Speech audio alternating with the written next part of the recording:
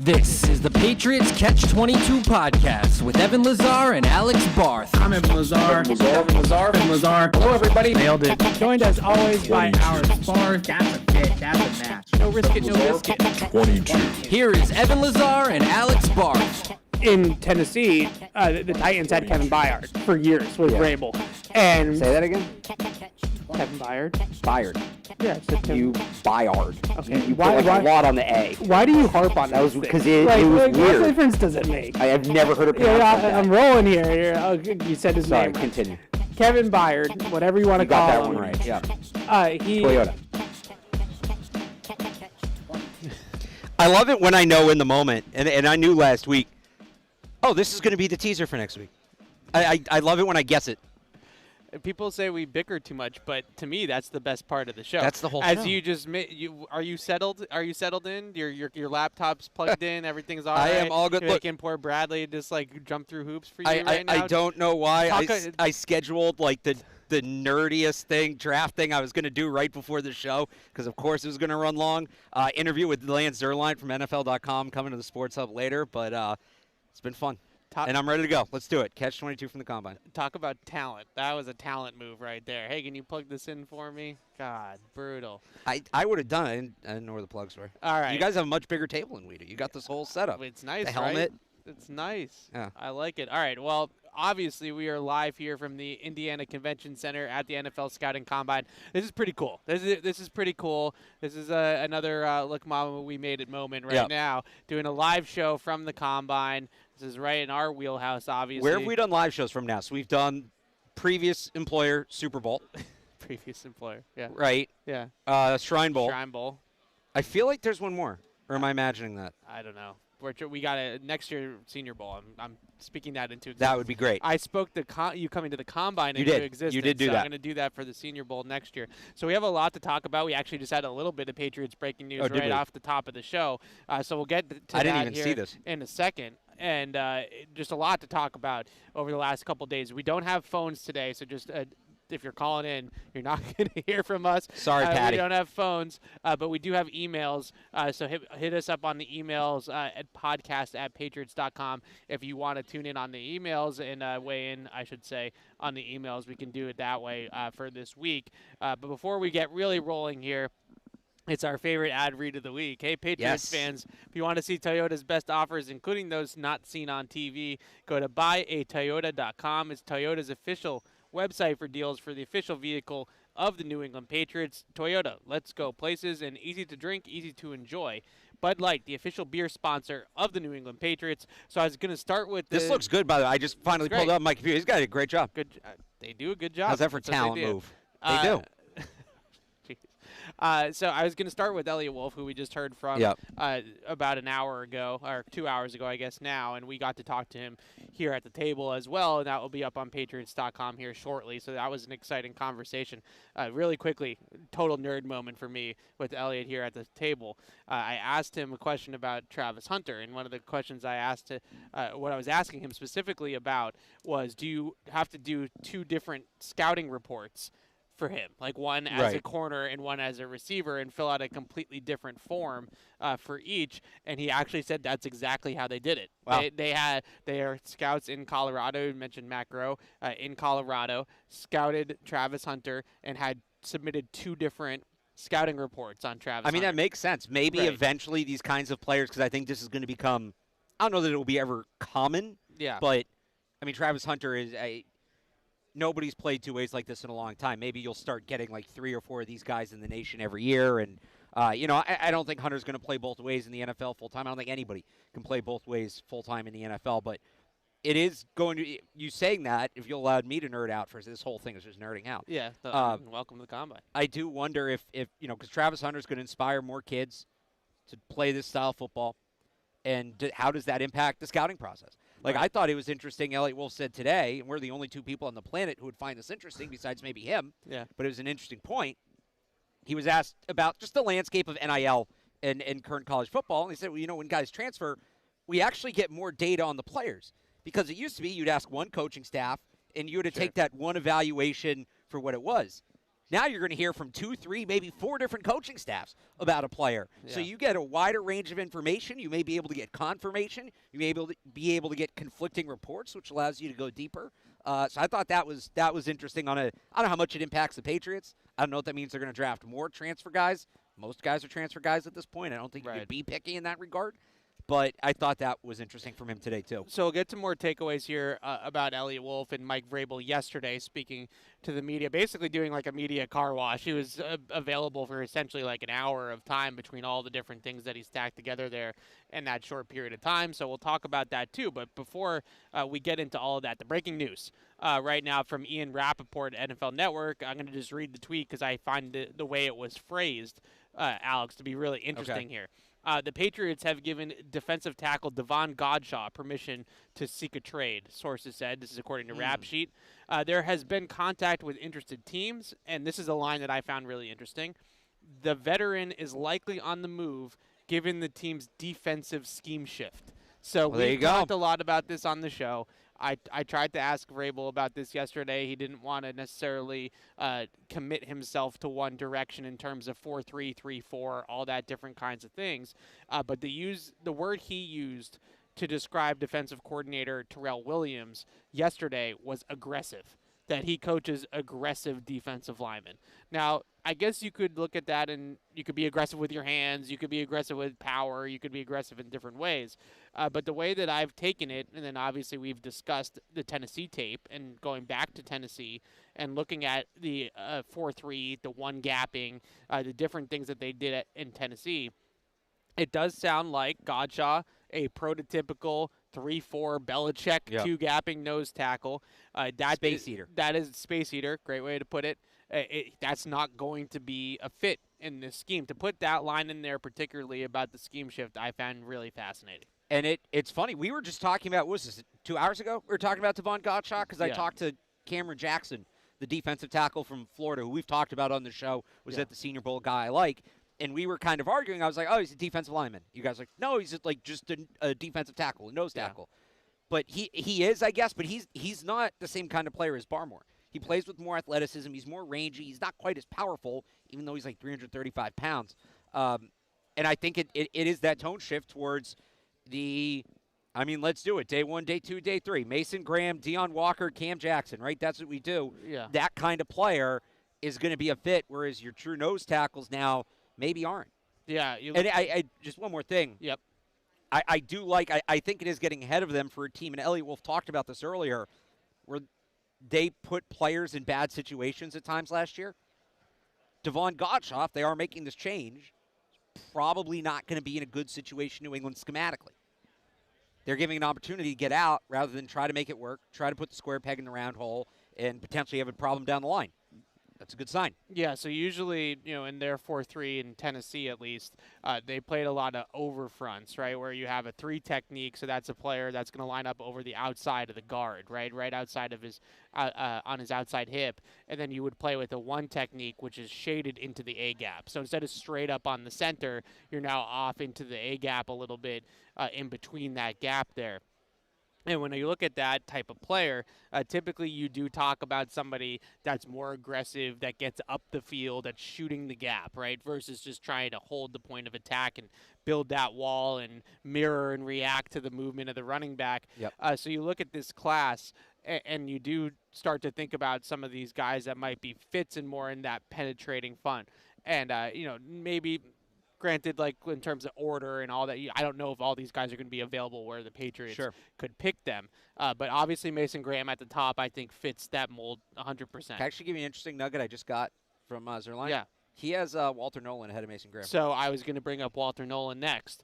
I think there are some things about Walter Nolan I don't love. I think when he gets he stalls out sometimes in his pass rush and his bull rush because he gets too high, and he's kind of one of those guys that's, he's either going to hit it and fire off the ball and he's going to be immediately in the backfield, or he's going to get stood up and that's going to be the end of the rep for him.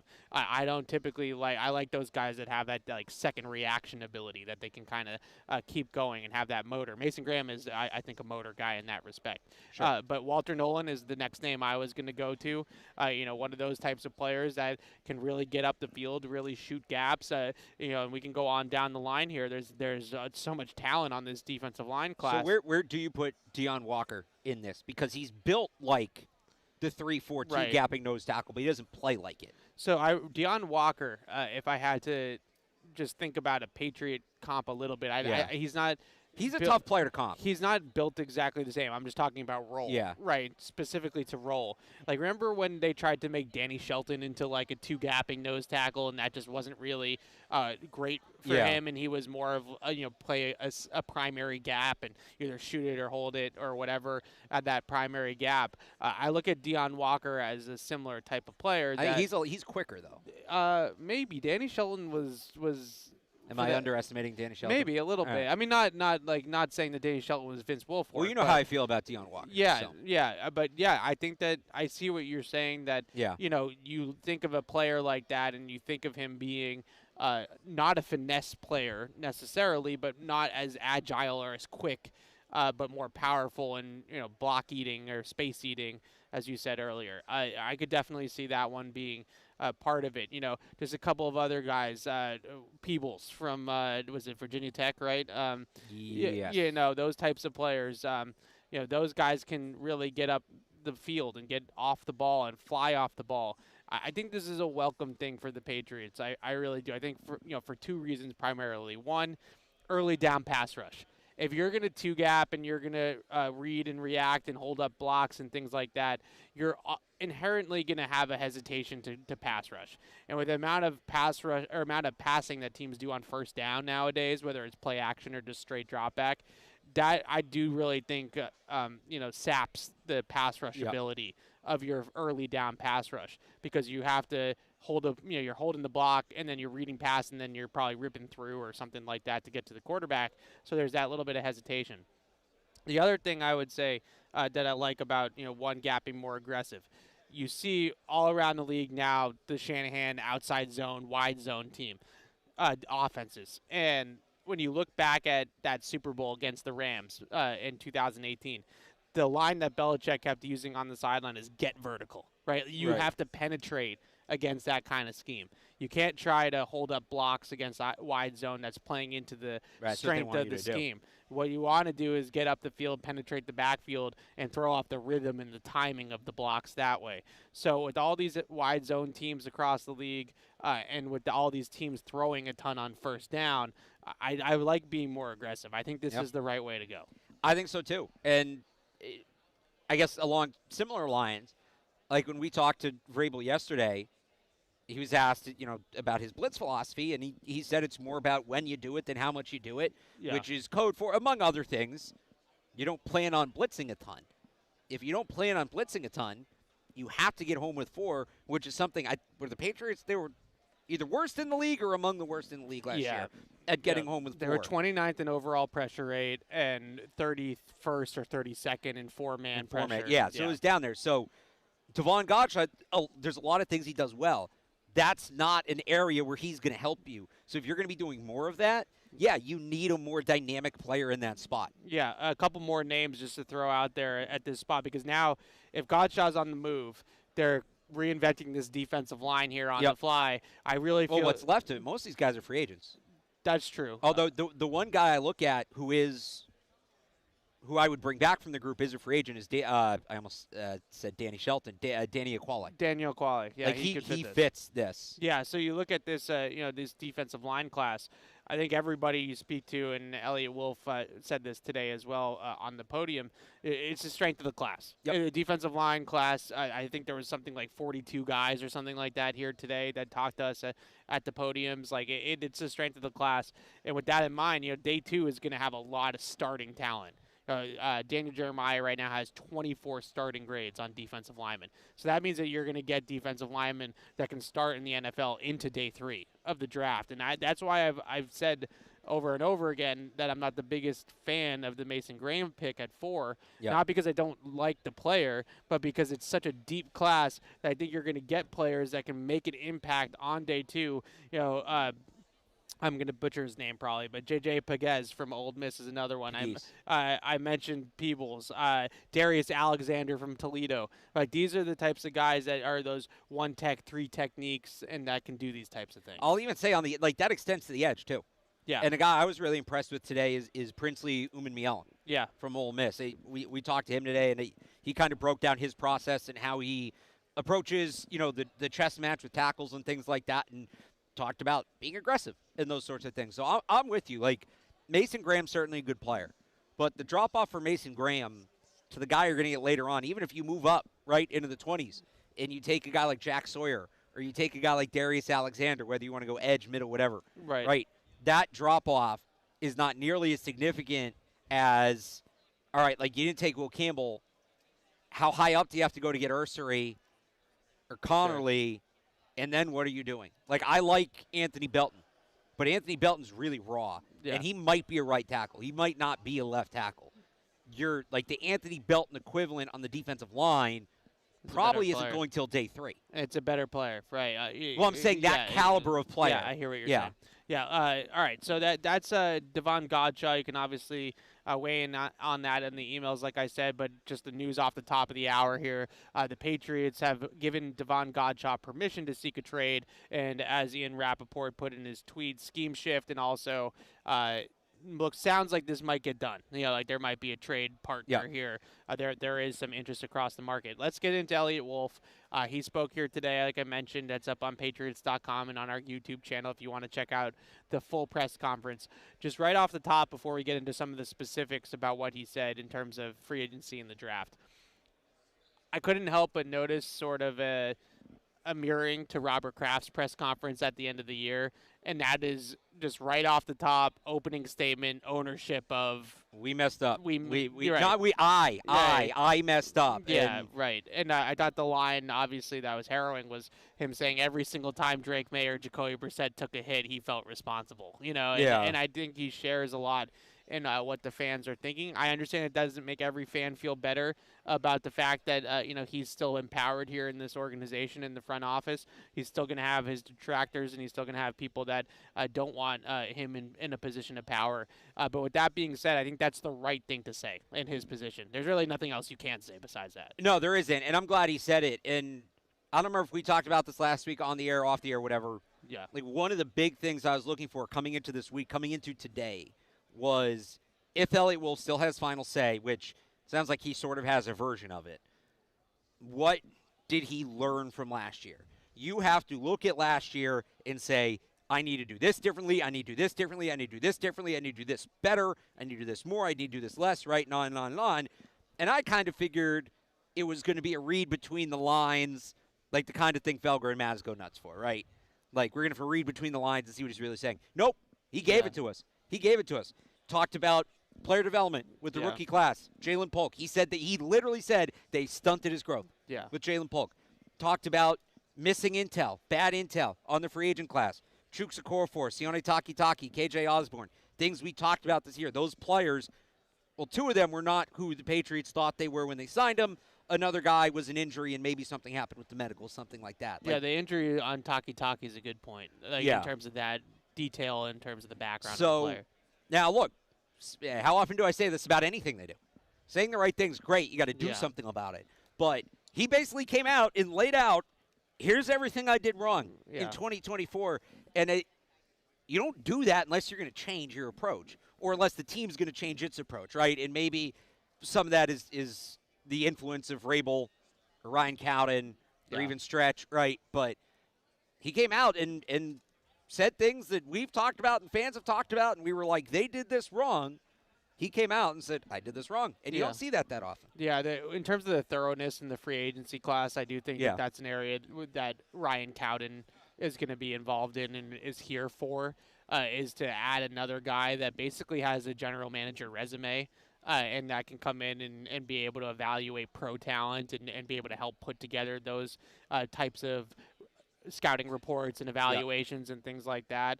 So I thought that was very interesting. The Jalen Polk line I thought was also fascinating from a team building, roster building perspective. Which the Batman one, which the is, Dark Knight one. Yeah. But that's what we get into a lot in this show is in terms of the roster building. Right. And I asked him a follow-up about it in our interview about sort of the old cliche in football of you address needs in free agency and you draft best player available when you get to the draft. And the takeaway that I had from the Jalen Polk statement, which was we probably put too much on his plate too early, was they didn't go out in free agency or in the veteran market and add a high enough talent, a starting caliber receiver, that they didn't have to throw Jalen Polk right into the fire as a second-round pick. This is not Marvin Harrison Jr., right? Like, this wasn't a top 5, top 10 talent in this draft. This was a second-round pick in a cluster of wide receivers, and they basically, into his Dark Knight analogy, kind of expected him to be the hero, right, to come in and save the day. When you look across the board at their approach last offseason from the free agency to the draft, you could say that at quarterback, that Drake May had to be the hero. You could say that at wide receiver, that Jalen Polk had to be the hero. And you could say that about left tackle with Caden Wallace. Like, they kind of left it all up to the draft, and I think they definitely recognize it, but like you said, you have to go out there and do it. I remember talking about this last year when we were doing the whole draft and develop thing, right, with the Packers, and that works really well. Like, you can do that over time because if you've been doing it for long enough, you build up this foundation and you have a security blanket, you can go from there. You can't really start from scratch with draft and develop. You need to use free agency to create a base. Right, get that floor. Get that floor, get those first guys in so you can develop behind them. And then ideally from there, if you don't want to be big players in free agency, or you just want to rely more on the draft, which, by the way, is what most teams do, is rely primarily on the draft. Now it's, okay, well, the guys we drafted and developed 5 years ago were developed, and they're now up top. And we're going to bring guys in behind them. We're going to bring guys in behind them, and you create the pipeline. But it has to the pipe has to sit on something. Yeah. And there was no base for it to sit on last year. And, we've made the comp, and I've heard other people this week make the comp when I've asked about what would, a realistic, successful offseason be for the Patriots. Not they signed the top 7 free agents, right? Realistic. And I've had, more than half of the people have responded with some form of, you look at what Washington did, right, where they signed 7, 10, what somebody called them, I think, nuts and bolts free agents. Yeah. Where these guys weren't superstars, but they were keeping everything together, right? They were foundational. They were stabilizing presence guys. Quality starters. Quality, solid players, right, not superstars, but those kind of guys. That seems to be, especially in this class where there aren't those superstars, and the free agent class keeps shrinking every day we're here. With T. Higgins and Ronnie Stanley and those guys expected to go back to their teams. John Schneider laughed yesterday when asked about DK Metcalf, so that hurt me a little bit. But, that's what the Patriots are going to have to do. It's going to have to be meat and potatoes, get that floor set, and then you hope that you develop guys and elevate them where, they're your leaders in 2 or 3 years, and now you're trying to draft guys to fill in the pieces around them. Yeah, look, we all kind of bring up the Washington comp a lot, and I get that it's probably a little bit of a broken record, but you just look at what they were able to do, and you bring in 6, 8, 10 just quality NFL veterans. We're not talking about future Hall of Famers, all-pro level players. That'd be great if they could land one of those, T. Higgins type or whatever. But we're just talking about quality NFL players. That way there, when we get into the draft, if they draft a tackle on day 2, they're not expecting that tackle to be the starting left tackle on day 1 of the season. Look, they have a Cam Robinson or an Alaric Jackson. Bridge guy. Exactly. You want your second-round pick to be an impact player. Yeah. You can't have a repeat of Jalen Polk. But the only guy, I talk about this sometimes where there's year 1 starters, right? And there's day 1 starters, and that's different. The only guy that you really are banking on being a day 1 starter is your first-round pick, especially picking as high as they are this year, right? Day 2 guy should be a year 1 starter. He should be a key contributor by the end of the year. But you usually want to have a little wiggle room with those day 2 guys, right? And then day 3 guys are project players. But they need to do more. It shouldn't be the rookie class supporting the free agents. Or it shouldn't be the rookie class supporting the free agents. It should be the free agents supporting the rookie class. Yeah. I think. Yeah, you got that, I think. Okay, I think you got it. All right. The other couple things that stood out to me, and then obviously you can add on if there's things that I missed from Elliot Wolf. I think the other big topic of discussion is what the heck is going to happen in the top 3 of this draft. Because last year, not only did it feel like it made as much as we might have talked about Marvin Harrison Jr. and other options for the Patriots at 3 overall last year, let's face it, we did that because we had a show to do today and there was time to fill. Right? That's why we did it. If we really got down to brass tacks, it made more. Drake May or a quarterback there, whether it was May or Daniels, was kind of always going to be the pick. I remember those J.J. McCarthy days. It was kind of always going to be the pick. In my opinion, looking back, they were never not taking a quarterback. So this year, but they took the right one, which is good. Not only is there uncertainty about the top 3 and who's going to go ahead of them on the board, there's also not a lot of consensus about who they should actually take at 4. So this is a completely different, open-ended type of year. I think one of those fuels the other, right? Yeah. Because you still have groups of people, and I'm not even talking like just regular fans. I see people in the media still putting Abdul Carter at 4, still putting Travis Hunter at 4. Hunter, maybe a little bit. We can talk. Carter's not getting a 4. I know he gets there in a PFF simulator sometimes. Yeah. He's not getting a 4. So, like that's why I think there's kind of debate, because when you put those aside, when you put Carter and Hunter aside, which unfortunately I think we need to do. This is not me saying they shouldn't draft them. They're good players. But if you put those 2 aside, it's Campbell and Graham. And there's that Ted McMillan camp. He's going to test this week, it seems like we still haven't heard he's not, right? One of the few guys, I mean, we'll see when he talks, I guess, but one of the few guys, just to sidetrack real quick, there's a lot of guys not testing that are in the top 10 which I get projection right now. Especially in this class. Whether it's injury-related, Abdul Carter is still getting over a injury from the college football playoff. It sounds like Michael Williams might be in the same boat. Jalen Walker today said that he's going to hold off until his pro day. So a lot of these guys are not testing. But when it comes to McMillan, as of right now, what did he hit? Like 3:30. Yeah. On Wednesday, he is. That's the one guy I thought wouldn't test, because he doesn't win with athleticism. Yeah. Like, that's not a carrying trait, and that's all the combine is. Unless he thinks he's going to go out there and run routes that make scouts cry, which maybe he will. Maybe they're that crisp. But it's going to make or break when he works out, right? Because he's either going to run like a 4.45, and we're all going to be, okay, hello. And Mike Vrabel yesterday talked about contested catch when he mentioned receivers. First thing he mentioned, contested catch. Or he's going to run like a 4.7, and we're all going to start calling him a tight end. Yeah. So the debate really, to me, I actually think there is some clarity, to go back to the original point. When you take the Carter and Hunter part out of it, which realistically we probably should be doing, it's Campbell and Graham. That's the debate. We know they want to go trenches. We know they need to go trenches. You have what is the best player at the biggest need on the board, and you have the best player at a non-premium position on the board. And I think that's really the debate. Now, what gets really crazy, Evan, and I don't know if we'll see this, what gets really crazy, like I said, we shouldn't earmark neither of those guys to fall, right? We're pushing those guys in the top 2.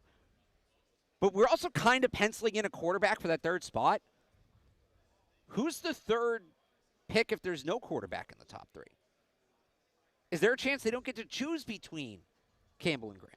No, I don't think so. I hear what you're saying in terms of like going through scenarios. But I'm saying like that's more like it's more likely to me at this point, and I know I'm going back on what I said a couple weeks ago, and I'll probably go back on it again in 2 weeks because that's how weird this quarterback class is. Yeah. Right now, I still think there's one. I still think it's going to be exactly one quarterback in the top 3. But if I'd ask you, is it more likely 2 go in the top 3 or it's more likely none go in the top 3? Which would you pick? 2 or none? Yeah. I guess none. But I'd go none. That's what I'm saying. But I think it's going to be one. So the Browns, all the reporting here right now is that the Browns are zeroing in on quarterbacks at 2. And at 3, the Giants, the wild card is Matthew Stafford, in my opinion, with the Giants. Who apparently was hanging out with Tom Brady. Right. So if the Giants land Matthew Stafford, then that obviously takes them out of the quarterbacks run. If the Giants don't and the Raiders land Matthew Stafford behind them, then that takes the Raiders out and makes the Giants probably even more willing to take a quarterback there. When you look at, to go kind of in order here of what you were saying, when it comes to Ted McMillan, I don't think that there's a lot of buzz, especially relative to the last couple years here in Indy with the Combine, about this wide receiver class. I feel like this is as subdued of reactions as I've ever seen about who do you like in this receiver class, who excites you in this class. I do think that if Luther Burden didn't have the season he had last year, then thank you, Brady Cook. Then he would be a more exciting prospect to people. But for what I have put together here, there's just not a lot of people that are light up when you start talking about the wide receiver class. I feel like every day we've been here, the wide receiver class has gotten worse in terms of what I'm hearing. Like I talked to somebody today who actually liked McMillan, really did, but said he had no other receivers graded in the first 2 rounds. Yeah. Like he's saying, because I asked him about Ibuka, Golden, and Burton. Yeah. And I said, who do you like from that group? And he was like, honestly, I have them all graded as 3rd-round picks. So people are really doom and gloom to the point where I've kind of been wondering, not just for the Patriots, but, the league as a whole, this draft is, meanwhile, so deep at tight end. Are there going to be teams that look at this and just, we need a pass catcher and take a tight end? I think that's going to be the thought process for at least some teams that need a wide receiver. It's definitely possible. I just look at this entire receiver class, and I think everybody has their question mark, which is what makes people pause. Obviously, Ted McMillan is explosiveness, speed, downfield speed, top-end speed especially. I think Ted McMillan, when he gets going, can build up speed to a decent level, but he's just not an instant accelerator, and he's not going to run through defenses because of that. He's not going to win against press on the outside consistently over the top because of that. Then you get into Burden, who's got this everybody's just trying to figure out what happened last year. Was it Brady Cook? I think both of us kind of feel like that had a lot to do with it. I'll tell you, it reminds me of Jordan Addison. Yeah, his some of the antics on the sideline. Like he got visibly disengaged at times. Yeah, taking himself out of games. I think I saw.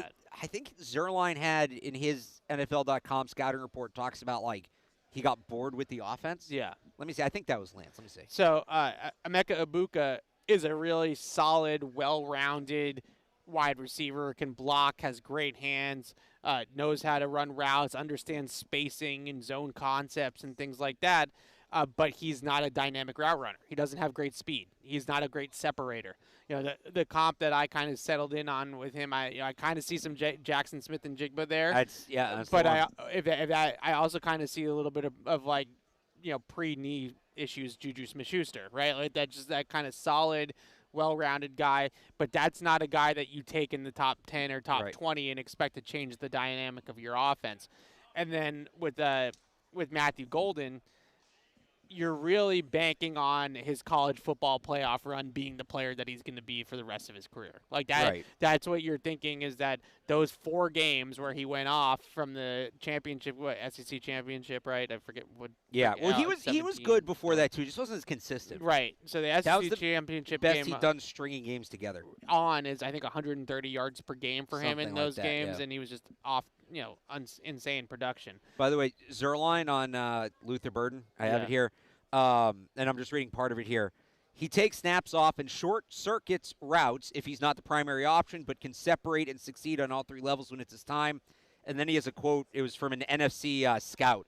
I think he got bored with that offense. His playing style's like Jerry Jeudy, but with Amon-Ra St. Brown's hands and toughness. Interesting comps. Yeah, that's definitely what I hear a lot about here, in Indy about this wide receiver class, is that there's just everybody's got a flaw and everybody's got some concerns about this class. So just talking to Elliot Wolf again, I asked him, is there a coverage dictating receiver? Is that number 1 wide receiver for you guys in this draft? And he was kind of lukewarm about it. And that's sort of the reaction that you get everybody. I get that. Yeah, and so if it's not T. Higgins, where do the Patriots turn? I think is an interesting question. What was the other thing that you said? I had a thought on that. I don't remember. I said a bunch of things. And we're rolling here is what we're doing. I'll This say, is- to your point, where do the Patriots turn at receiver? I'm okay if they don't add that guy this offseason. And I know nobody wants to hear it, right. but they were never going to get this whole thing built up all the way in one offseason. It's too much. Too much to do. Just realistically, they weren't going to get it done. I would rather them, instead of throwing good money after bad and being like, all right, T. Higgins isn't here. Stephon Diggs is the best receiver available. Yeah, he's 31 coming off a knee, but we need to get the best receiver available because that's what we wanted to do coming in. Just get the best receiver and overpay and commit yourself long-term to Stephon Diggs. Rather than doing that, I would rather see them, and neither of these are ideal, but I'd rather see them look at it and say, the receiver we want's not in free agency. The receiver we want's not in the draft. Schneider's laughing when people are asking about DK Metcalf. Let's just hammer the trenches. Yeah. Let's build up this offensive line, defensive line, linebackers. Let's add another corner. Let's get a safety, right? And now next year, say they have 8, 9 boxes to check. I'm pulling those numbers out of thin air, right? All right, we got 7 of those checked. Now we can go all in next year, and whether it's giving up a bunch of picks for a wide receiver who's available via trade, or flying up the boards to get one of these receivers in what projects to be a much better wide receiver draft, now you can do that because all these other issues were taken care of. It's going to be frustrating watching again, and they still should do something. Can you get a guy like Darius Slayton or Chris Godwin on maybe a 1-year deal, right? Or maybe there's somebody who you don't love the floor in the 3rd round, but you feel good about the ceiling. You feel good about Todd Downing coaching him, and you're like, we'll take the shot here. But not burning a premium asset on a position when you know, all right, we'll just spend like crazy at this next year when we have more options. I agree with a lot of what you said. Let me throw this one scenario just to facilitate, as Felger likes to say, right? Driving the bus. Would you be out on thinking a little bit outside the box at wide receiver? Oh, I'm gonna hate this, am I? And taking a risk on a veteran guy, and I have a couple of examples who come with some concern. I'm gonna hate this, but are in that pre-agent year, and then if it works out, maybe you pay him, and you don't pay him right away. I mean, who's the player? Like Chris Olave, no, Christian Watson with Green Bay. Oh, what am I giving up for Watson? 2nd round pick this year, maybe something else. No. You think you do Barmore for Watson? No, not with the blood clot stuff. That's true. Not Barmore. Godchaux. No, not straight up. You'd have to get more. Like Godchaux in a 4th for Watson? I think it'd have to take more than that. All right, then no, I'm out on Watson. Jamo. Yeah, I'd take a shot on Jameson Williams. I don't know how well he fits in McDaniel's old offense. Maybe if they're changing things, like he's a better fit for if they're going to bring in some of the stuff Vrabel did and some of the stuff Todd Downing did. I'm a big Jameson Williams fan. I would take a shot on Jameson Williams. You could sell me on that. We're talking like 38 for Jameson Williams. Sure. If you get your tackle in free agency or at 4, yeah, I would do that. The reason why I bring that up is because is that the list or is there anybody else? There was one more. I'll look it up in a second. the reason why I bring that up is because we talk so much about T. Higgins, we talk so much Yeah. about Tet McMillan. And just realistically, it just doesn't feel like that's going to be right for the Patriots with Tet at 4 overall. It just seems high. I think everybody Not just for the Patriots, for any team. right, exactly. Yeah. It just seems high for the player right now. Some people have him as low as like 20 and 25, that range. Like I think he's a fringe top 10 player in this draft. where like Zay Flowers and JSN and Addison and those guys went a couple years ago. I think he's better than that. Yep. To be fair. I do too. But regardless, It's weird because he's so good. He really is elite at a lot of things. yeah. But it's just not athleticism, and that's weird because in the last 5-10 years, like there's a lot of wide receivers who are just good by being athletes and maybe aren't the most technically skilled receivers. And that's kind of the way the league has gone. So we're so used to looking at those guys as the example. You look at a guy like Tyreek Hill who, like, I don't know, is Tyreek Hill exactly like teach tape for a wide receiver, the way he goes about it? No, but Right. he's just But he's so dominant athletically, Yeah. and that's been the mold. It's, all right, I'm going to find a great athlete, and I'm going to teach him how to play receiver, and now here comes Tet McMillan, who's the totally antithesis of that, who is very polished, who is very physically dominant, but he's just not that top-tier athlete that we're used to these top receivers being. Okay, I'll give you the last name. Yep. George Pickens. No. See, Pickens is... those are the 4 that and there's a lot more actually that are in this pre-agency class. It's a pretty good. I always say, it's the, not gonna. It's a year before they're unrestricted free right. agents. It's the 22 class, right? Yeah, none of those guys are actually going to hit full on. Alec Pierce is in that class too, right? Alec Pierce. I mean, he might be. He is. DK. Is on this list. Well, because DK, of his he wasn't in that extension. class. No, but yeah. no, but because of the way his contract lined up. Pickens to me is like he'll have like 800 yards, 900 yards in a season, and 500 of them will come in 3 games. Those guys bug me. Like he's not reliable. You don't like that. When kind of he's guy. on, well, ironically, that's what Tet McMillan was last year. Yeah. When he's on, but he's not reliable.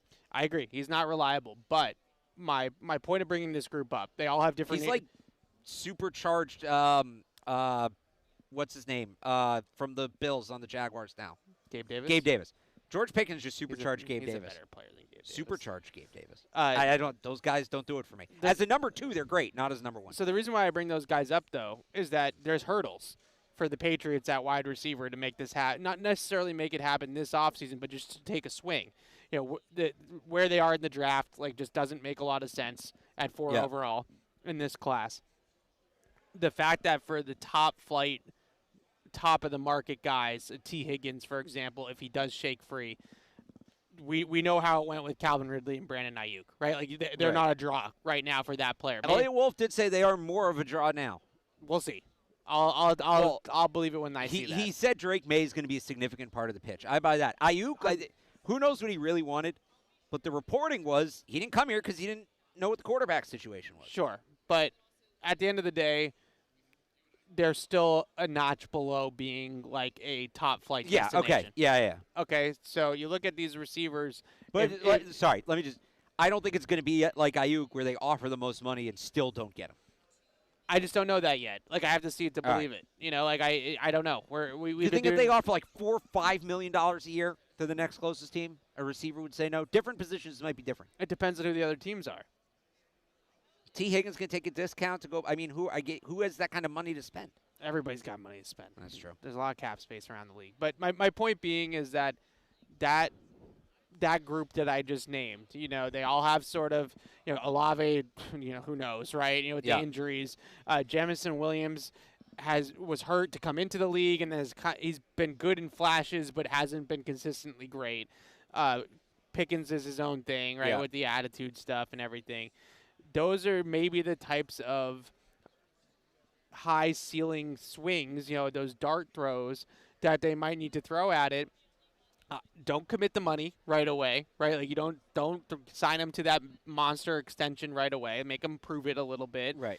If it doesn't work out, they're free agents at the end of the year. You have some control there with the franchise tags or whatever the case may be. And you have an upside player there in that room. You have a guy that has a real ceiling to him in that room.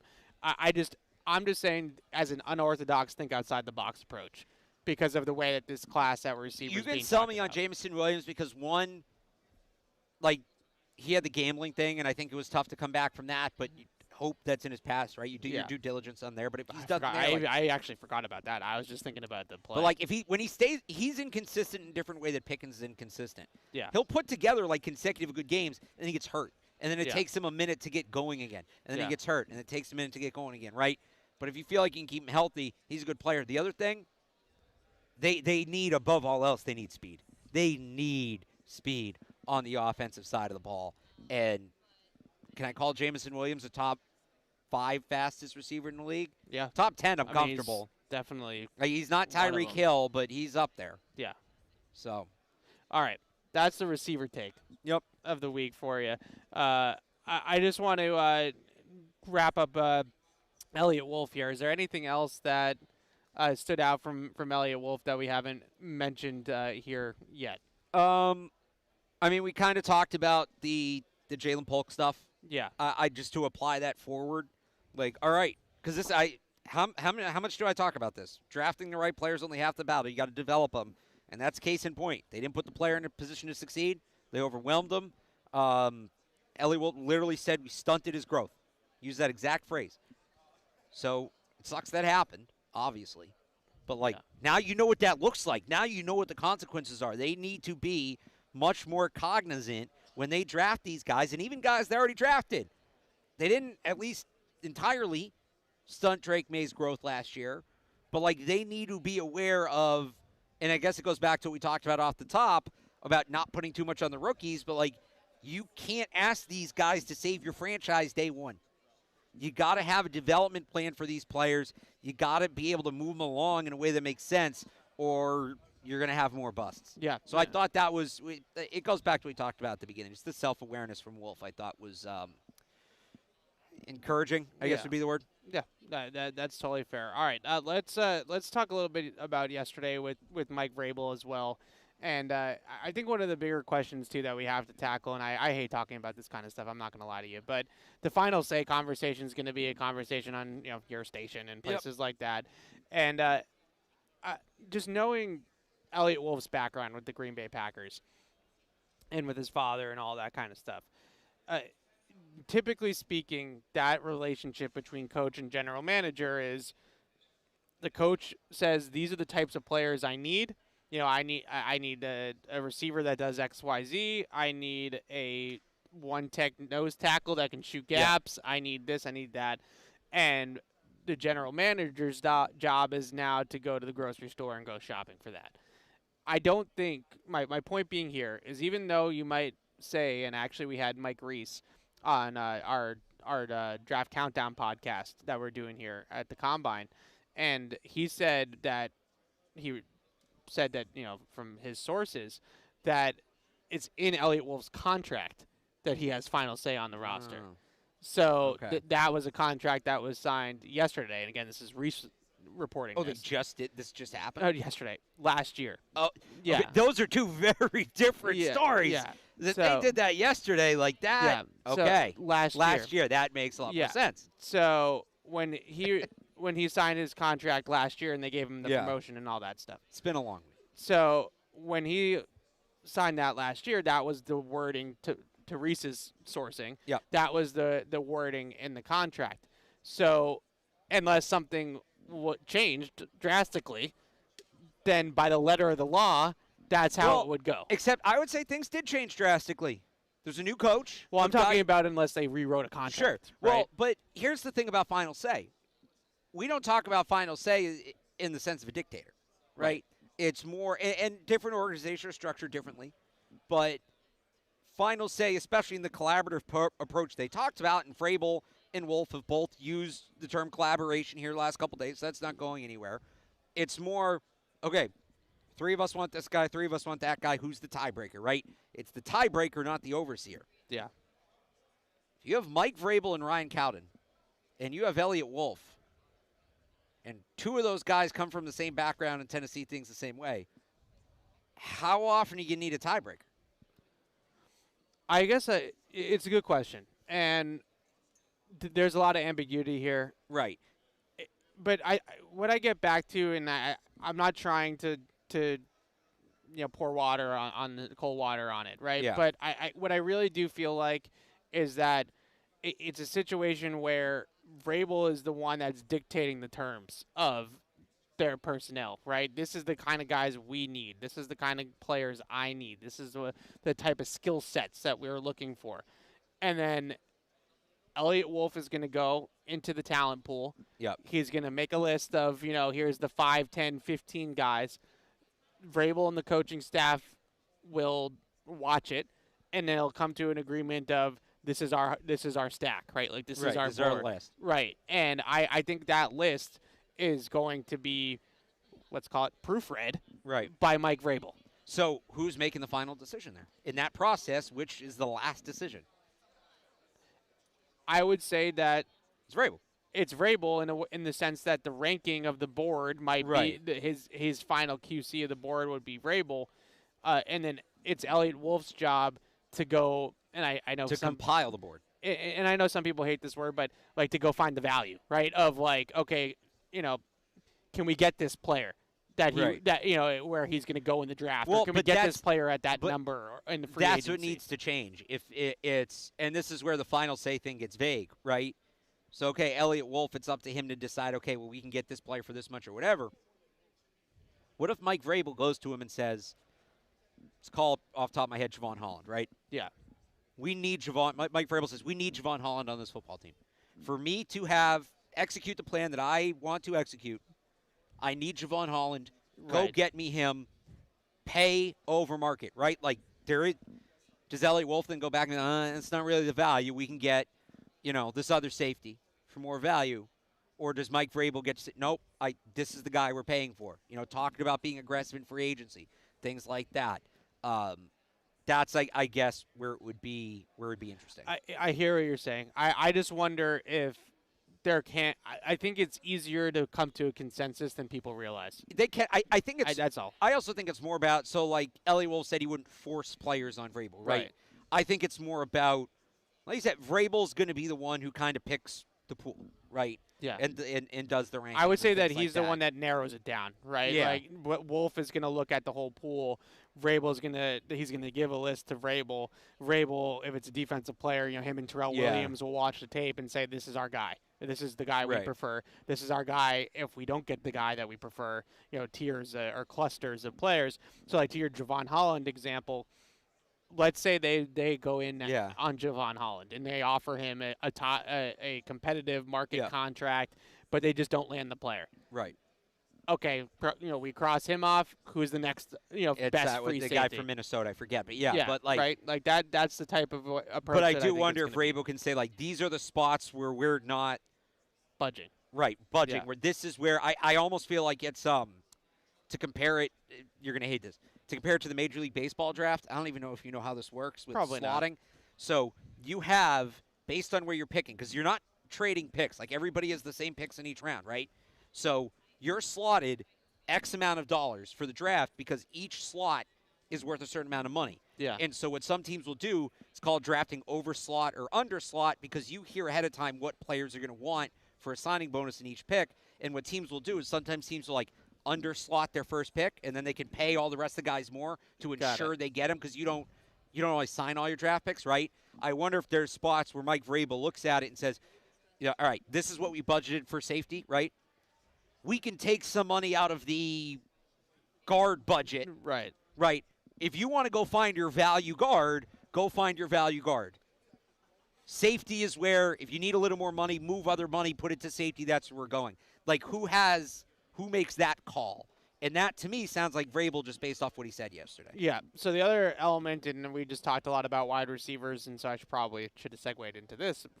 But the other element with wide receivers that I still continue to hear from Vrabel that really stands out to me is catch radius, contested catch ability. And I think when people hear contested catch ability, they think it's just jump balls. Yeah, It's not no. just, it's finishing in traffic, it's finishing in tight coverage. Catching through contact. Right. Yeah, exactly. So it can be a thing where like the corner is wearing you on your back, okay, right? You all still right. make the Hands catch. to yourself, all Oh, right? grow it here. Yeah, and Go ahead. and so you hear that a lot. He mentioned again that he doesn't want Drake May to have to be pinpoint accurate on every single throw. Yep. He wants to have some accuracy erasers at the wide receiver position. The player that he continues to describe is A.J. Brown. Every single time he describes a wide receiver, he describes A.J. Brown. He really does. Yeah, so obviously A.J. Brown is A.J. Brown. He's top 5 receiver in the league. Like he said, if you find one walking down the street, let me know. Right? You know, like they don't grow on trees. I'm looking, Mike. I'm looking. I'm watching. They don't grow I don't on think they're trees. here yet.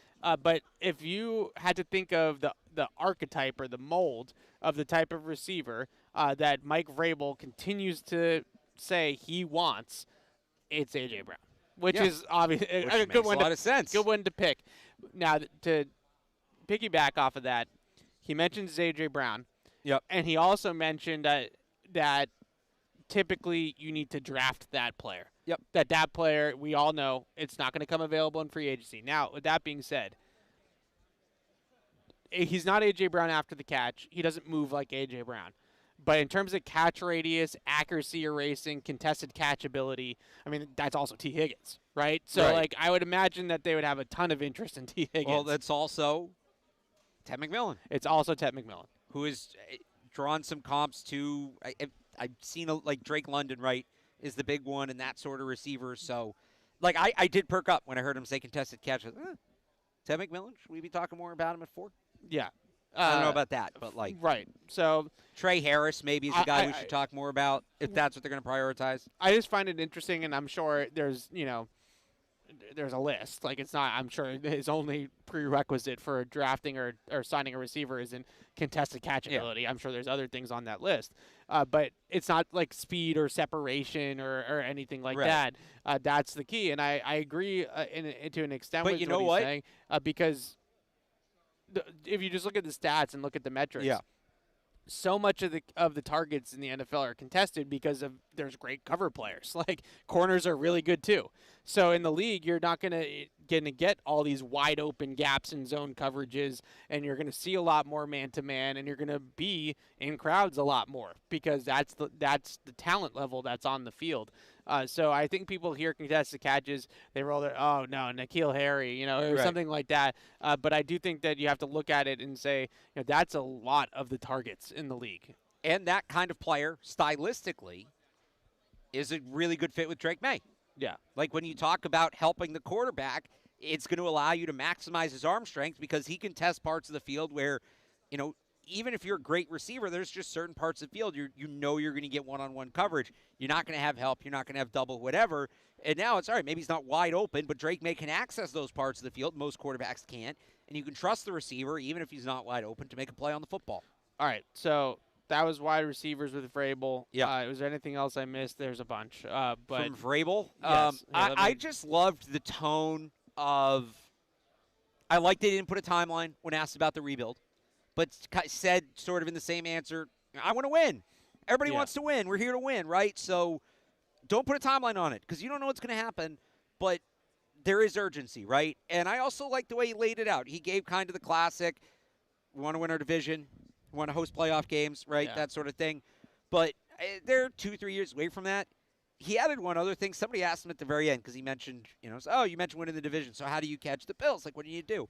I thought he gave a great first step. He said, we need to win our home games. We need to make Gillette Stadium a tough place to play. Patriots are 7-17 in the last 3 years at home. Yeah, they haven't been good enough at home. They haven't been good enough anywhere. No, but the first step is the gimmies. You got to win at home. Yeah. You got how many games are like, well, this is a should-win game that they don't, right? Just win the should-wins. And then you can get to the might wins, and then you can get to, the real tough ones. But most games at home are should-win games. Especially, you look at their home schedule this year. Not difficult. Yeah. Not difficult. They should be over 500 at home. Do they finish over 500 for the season? I don't know. We've got a long way to go in this offseason. But they should be over 500 at home. And I love that Vrabel said that because I think that's something fans feel. Like, Gillette Stadium, it's never going to be what it was, Brady and Bill, and you drive in on a Sunday night and you see the stadium come up over the trees and all that. And, Peyton Manning and other guys have told that story about what it was like driving up. But very, very wax poetic of you.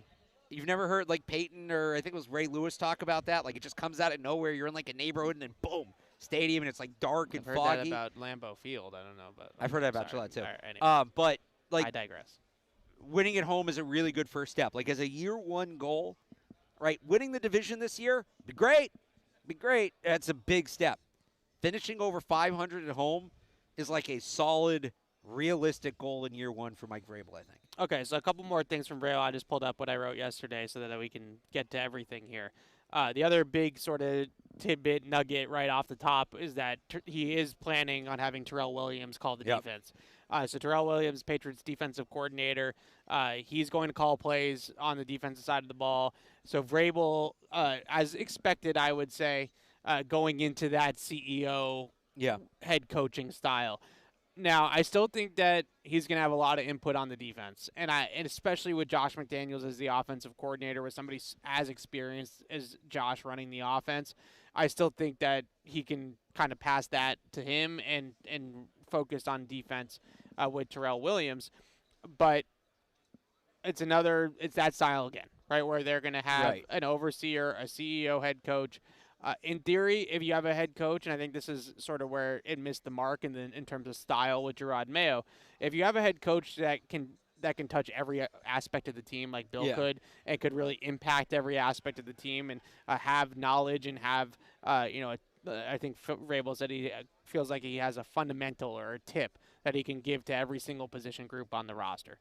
And you hear stories about that from him in Tennessee. Worked with the offensive line last year in Cleveland. So when you have a coach like that, then that can be a really beneficial way to go about things. But what is your reaction to Terrell Williams calling the defense? A first-time play caller, I should mention. I believe. So I mean, the fact that it doesn't worry me because I think if it is too big for him, Mike Vrabel's right there to step in. And I don't think Mike Vrabel would be afraid of stepping in if he needs to.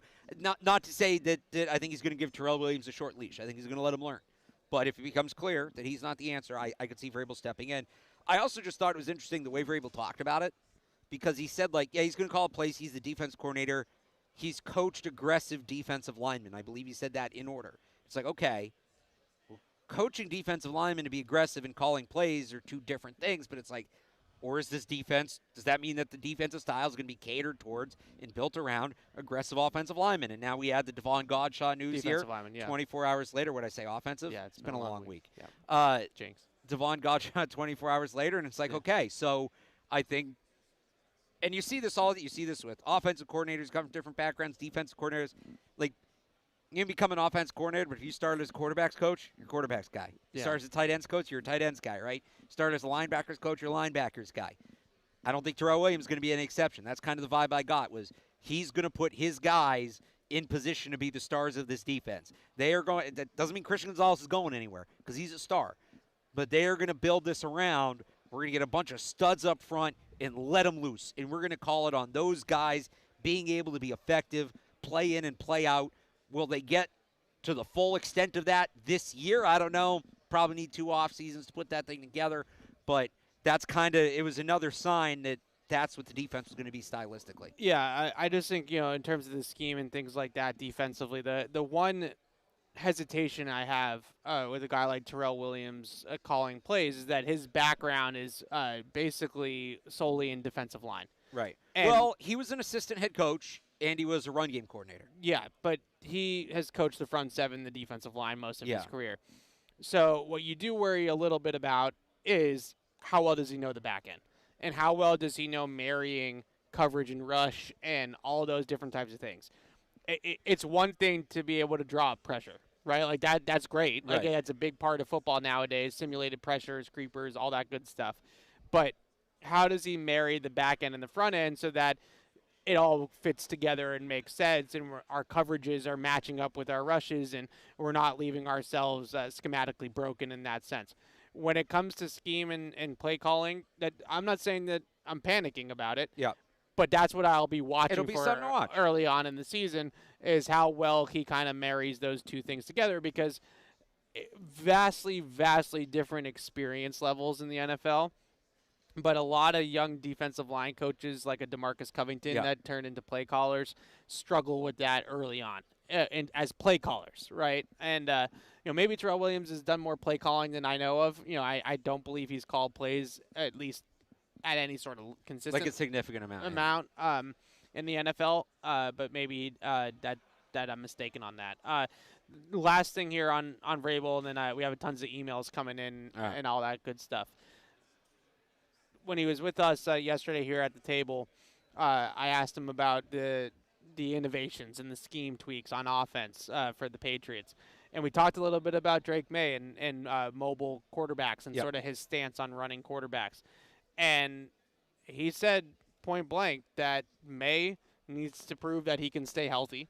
Yep. And he's made a big deal about sliding and all that kind of stuff. He posted or he talked about the Red Sox slip and slide. Yep. And he said that, they have to be cognizant of the volume of making him the primary ball carrier. So not like holding the backside or, just as a threat to run, but actually being the primary ball carrier. But that said, he said there'll be design quarterback runs. Yep.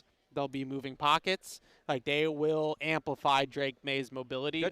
They will coach ways for his second reaction and his off-script playmaking to take hold and be impactful. So they're not harnessing it. They are harnessing it. They're not holding him back. They're not afraid of it, yeah. They're not holding him back. I do think, and I've talked about this before, I think there's a tipping point there. I don't think you go too far in that direction because now you get reckless. Right. So it'll be interesting to see what the balance is. But I even said last year, it's a thin line. They weren't even close to getting to the line. They had so much room to even get up near the line in terms of running him too much. So we'll see. That'll be interesting to watch. All right. I think that does it on Vrabel and on Elliot Wolf. So we'll take some of these emails. We'll talk some prospects and stuff like that for the second hour. But before we get into it, I gotta pay the bills some more here and find this. There it is. Okay, confidence. It's important to have when you're on the road with Bridgestone tires on your truck, SUV, or minivan. You're riding on tires you can trust. Bridgestone tires are engineered to give you peace of mind so you can focus on enjoying the journey. So whether you're on your morning commute, a cross-country road trip, or a relaxing Sunday drive, Bridgestone tires will be with you wherever life's roads may lead. Bridgestone solutions to your journey, available now at Sullivan Tire. And looking to fill the football-sized hole in your heart. I mean, we got a lot of football this week, but we're still missing football. Why not spend the offseason designing your dream game day den with Bob's Discount Furniture? Shop Bob's winning selection of sofas, sectionals, love seats, and recliners with all the bells and whistles.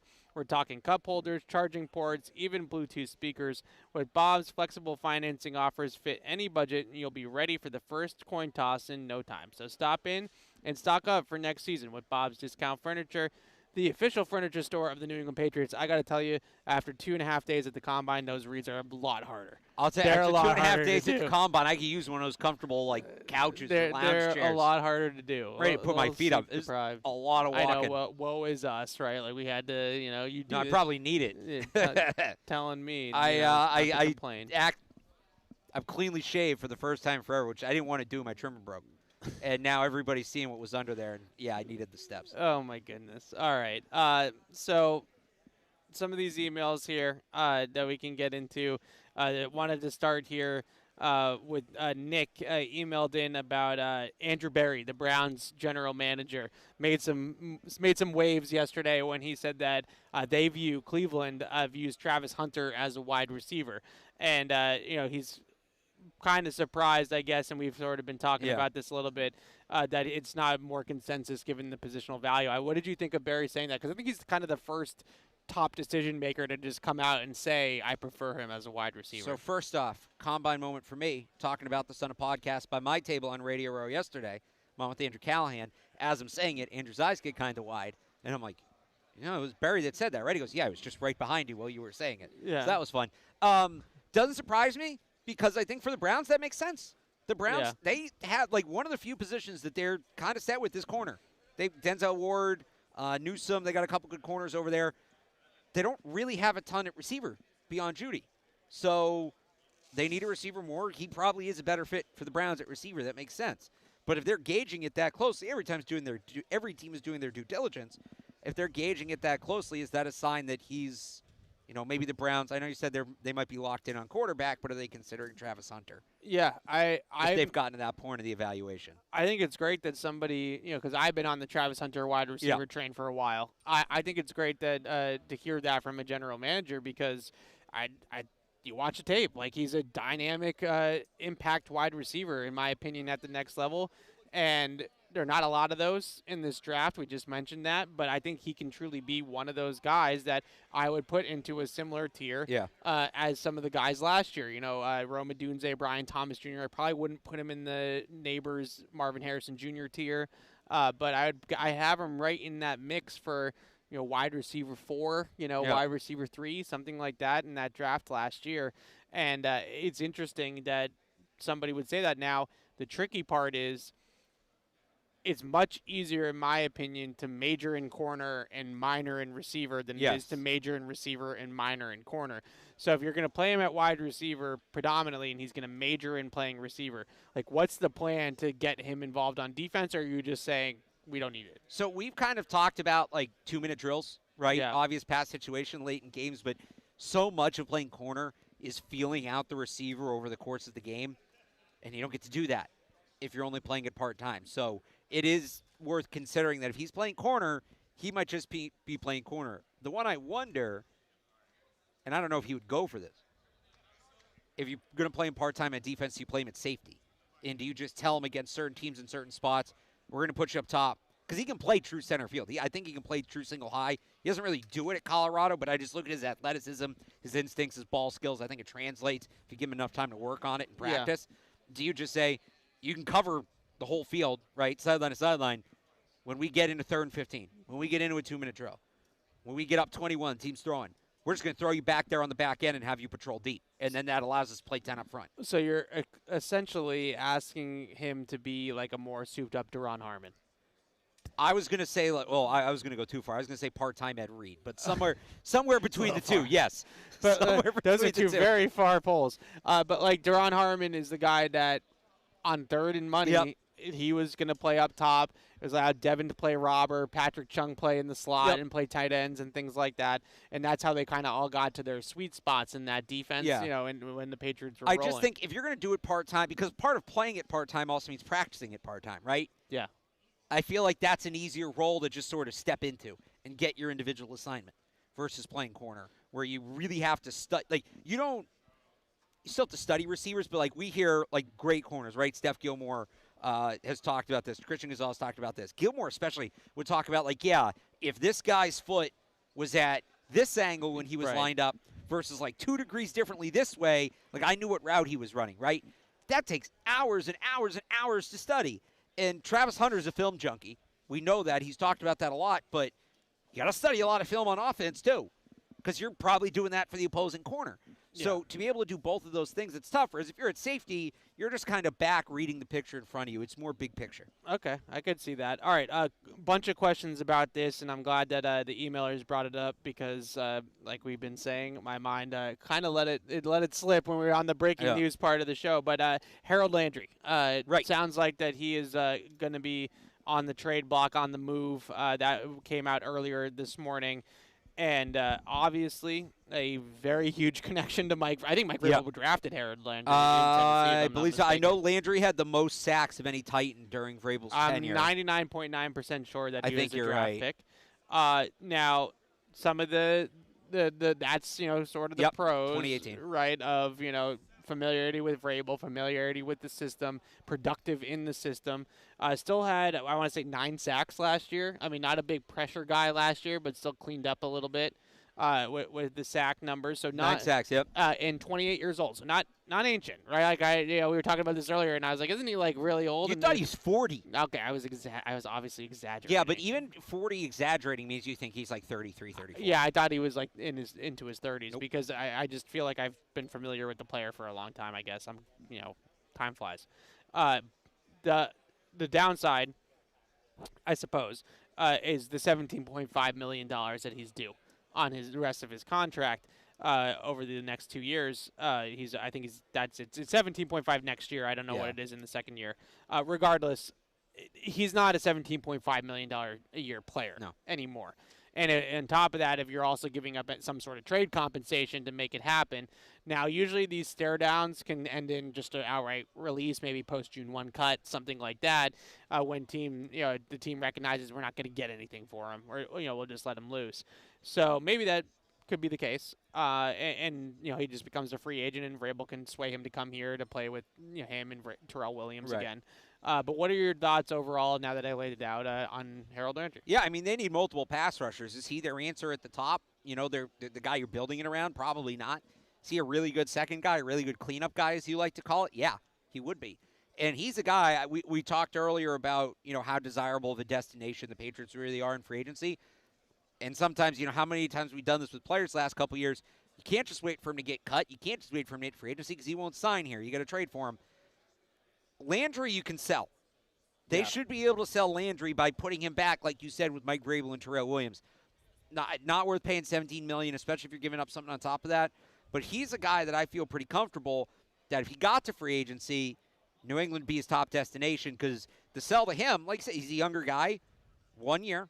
Yeah. Come here to a system you can succeed in. You've proven to have success in. Sign a 1-year deal. We're going to get you going again. We're going to get you double-digit sacks, and boom, you go next year, and you get paid at 30 here or somewhere else, right? That would be my pitch to Harold Landry. So I do think there are maybe some injuries that have piled up there for Landry too. Just a lot of usage, a lot of miles over the last couple of years. But out of all the hypothetical, this name just became available via trade, I kind of like this one the most. Probably just because of the familiarity with the scheme and Vrabel. That it just feels like we just talked about this off the top of the show. The 6, 8, 10 quality veteran starter contributors in free agency or the veteran market. That's what he is right now. That's what Harold Landry is right now. Nuts and bolts player. So you acquire Harold Landry. Maybe you restructure the contract for the year to make it more digestible for the Patriots. Not that they need the cap space, but just from a value standpoint. Yep. To your point, maybe it resets his value. And now you have a guy in Harold Landry that can play the role, that can play the position, and you're not panicking that you need an edge rusher in the draft necessarily. Now, if Abdul Carter falls to you, you still take Abdul Carter. Right. But you're not in this whole, oh, God, where's the pass rush coming from? The other thing I like about Landry, just, looking at his stats last year and some of the tape that I've seen of him from last year, he's one of those guys that's really good at cleaning up. Like, he's not necessarily going to be the guy that gets the primary pressure, but just assuming, fingers crossed, and I guess we should talk a little bit about Barmore, too, and his status. If you do have a Christian Barmore, if you do have Keon White, they're going to pick a defensive lineman or a defensive front player in the top 100, whether it's day 1 or day 2. They're going to pick somebody. So if you have these guys that can all bring that immediate disruption, is Harold Landry the guy that can mop up and just get the quarterback, on the ground? 9 sacks suggests that he could still probably do that. Yeah, so I would say so. I like all those things with Harold Landry. I'm for this one. Like, usually I'm not for these, like, Cooper Kupps, Joey Bosa's, those types of things. No, He's this makes young sense. enough, and I like this one a little bit. All right, another emailer here, Bill in San Diego, said, in order, we were talking about Hunter majoring in wide receiver and minoring in corner would be a little bit challenging. Yeah. He brings up guys like Troy Brown. Now, Troy Brown was out of desperation. Yeah, that was different. He played corner out of desperation. And if I remember correctly, his wide receiver role decreased in those games. I would think so. But so it wasn't like he was doing that. He had to limit what he was otherwise doing. Yeah, it just feels like to me the examples of like Troy Brown, the example of Julian Edelman even, right? Like those, Edelman wasn't playing receiver at the time, not full-time. Those things were done out of desperation because the Patriots were decimated by injuries at cornerback. Yeah. And so they needed bodies. That's not, you're hoping that Travis Hunter is going to make an impact on defense. Right. Sort of like when Marcus Jones moonlights on offense, right? Like that sort of thing. It's a spark. Yeah. I don't think that, I get what the emailer is saying, that it's been done. The other guy that it's been done the other way that some people bring up is like Champ Bailey, right? Who did it in college, like Travis Hunter did, and then did it very minimally, but like did it a little bit, like kind of like. I remember Champ Bailey doing that in the NFL. Yeah, he has, and that's like a comp that some people have used for Hunter just in general, just overall, Champ Bailey.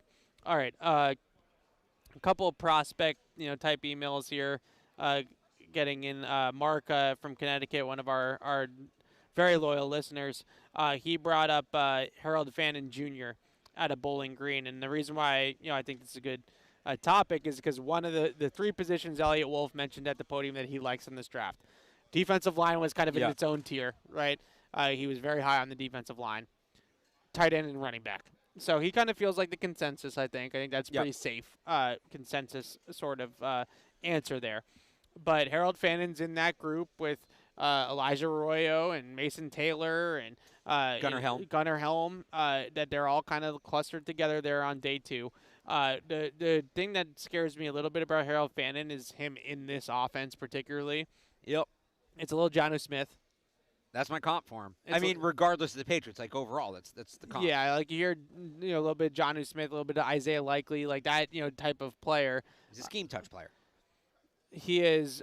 He wasn't used that way in college, but like in the NFL, that's yeah. how he projects. You hear some crazy like, oh, he's kind of got some Travis Kelce at the top of the route. Like I guess no one's Travis Kelce. No. So I don't know. Travis Kelce isn't even the player people talk about Travis Kelce being. But the point being, I like the player in general. With Fannin, if I was just grading the player for a generic football team, like a creative team, I would say that I like the player, but I do worry about that type of guy. Maybe it's just some Jonnu Smith PTSD. We've but talked about, it but worries like me. for a long time, Josh McDaniels, that's kind of been the blind spot, is the scheme touch guys. He hasn't figured them out. I also, and I think this comp goes both ways. There's a little Kyle Pitts in his game too. So yeah, I could see that. I think Kyle Pitts is more Kyle Pitts fluid much bigger and like more of like a receiver playing. yeah, but like I Fannin for the Patriots, to me, if they're going to get a tight end, they should get their kind of tight end. If you want to add that element to the offense, find a slot receiver or get that guy later. Get a guy like Kevin Bartholomew where you're not wasting such a high pick. Or not, I shouldn't say wasting, but risking such a high pick. Yeah, if I had to take a tight end in that range of the draft, I'm not a huge Arroyo guy. Because Me neither. I think Arroyo is a receiver playing tight end. I think that he can really get up the seam. He can really run stretch the field vertically from inside the formation. He can run crossers and run away from defenders that way, especially in the middle of the field. Yep. So I see the skill set and I see what everybody's excited about with Arroyo, but I'm a little bit intrigued by Mason Taylor. Like I see a little bit of everything there, like the body type. I don't think he's a great blocker yet, but I think he's got the body type to be a good blocker, and I think he's got some receiving upside, athletic upside. I'm also a sucker for the pedigree thing, like with his father and all that. And I think everything you hear about him at LSU, and I know we went down this road last year and it didn't work out, but I do think if there's one thing they're going to copy from last year's draft, and people are probably rolling their eyes, but if there's one thing you're going to copy, remember how we came away from the draft, like they drafted the leaders, right? Jalen Polk for the bad play. He was supposed to be this guy that was, a little more mature than the average rookie. Obviously Drake May, Joe Milton, character guy, right? It was a lot of these, not the whole draft, but a lot of these guys. People raved about how they were in the locker room. And you hear a lot about that with Mason Taylor, that he was like a big part of the culture at LSU, which has always been a strong culture program, even when the team's maybe not that good. So. I would like to see them continue to do that because these players you're drafting this year are still foundational. Yeah, that's fair. All right, this is from Noah in Toronto that's saying that I underrate Drake London because Drake London is usually my Ted McMillan comp. Drake London's a really good number 2 wide receiver. Really, really, so, really good number 2. He has his stats here. I didn't realize he had 1,300 yards last year, but it's also in 17 games. But who else they throwing the ball to? 9 touchdowns. Darnell Mooney. Don't disrespect Darnell Mooney. That's one other guy. Like Darnell Mooney. All right, Darnell Mooney. They don't exactly have a wide range of targets. Okay, so the way I look at it, and Noah said he would be thrilled with Drake London at the number 4 pick. He has a case this year that, given the talent at the top of the draft, it is what it is. You could make a case that a Drake London type player is a good pick in this class. Well, I'll be honest. That's the case I've been making at tackle, right? I've said if Will Campbell becomes Nate Solder, he's your starting left tackle for 10 years, and maybe he's not an all-pro, but he's like solid, and you don't need to replace him and whatever. In this draft, I'll take that guy at 4. So if I'm going to say I'll take that guy at 4 at tackle, I think I kind of have to say I'll take that guy at 4 at receiver, right? You're a little take cornered there. I'll take cornered. Now that being said, Yeah. if I had to choose between that tackle or that receiver, like equal caliber players, which position, we talked about this, I think, last week, right, with the tiebreakers? Yeah. Give me the tackle. Yeah. If they're the same caliber of player, I will take the tackle, but I can't say that, Will Campbell being Nate Solder would be this great success while Ted McMillan being Drake London would be a bust. I don't think I can say that. That's very noble of you. That's very fair, objective. Now, when I say that, I don't want to get yelled at for being a hypocrite. When I say that about Drake London and Tet and all that, I think where I'm coming from is, if I'm taking a receiver at 4 overall, I need to be able to project Julio Jones, Calvin Johnson. Like, I need to be able to project. I don't think it's fair to project those guys. You can go one step below. If you're going that high in the draft, like that guy needs to turn into a Jamar Chase. Like, you need to be talking about a superstar receiver. I mean, you just named, who'd you say, Calvin Johnson and Julio Jones? And Jamar. Yeah. I'll give you Jamar for, all right, whatever, semantics. It's semantics. But you need to be in my opinion, the ceiling there needs to be. So why is it different between wide receiver and tackle? That's a fair point. I didn't think of that, and now I'm taking a little bit too. I covered my ass. Now, I just, that's the way I look at it with receivers. Why don't you look at it that way with tackle? I don't know. I think I'll tell you why. I know why. I'll tell you why. You trapped me now. I don't know what to say. You're right. It's a fair point. Because you value tackles more than you value receivers. I value tackles a little bit more, and I also would say that there's different avenues to acquire receivers that have Ted McMillan's skill level. That's true too. It's tougher to get the tackle, and I got to be honest, and this is probably not the best way to approach it, and this is probably why I'm not in charge and I shouldn't be, but the bottom line is that I'm kind of sick of watching Drake May on his butt. like you got the well, that's value. There you go. You got the franchise, right? Like, you need to protect the franchise. Now, you're right, though. If we're going to say that we would take Will Campbell in this draft, even though he's not a Joe Alt level prospect, then we kind of have to say the same thing about Drake London not being a Malik Neighbors level prospect, right? Or Marvin Harrison Jr. level prospect. But that's just the way I look at receivers.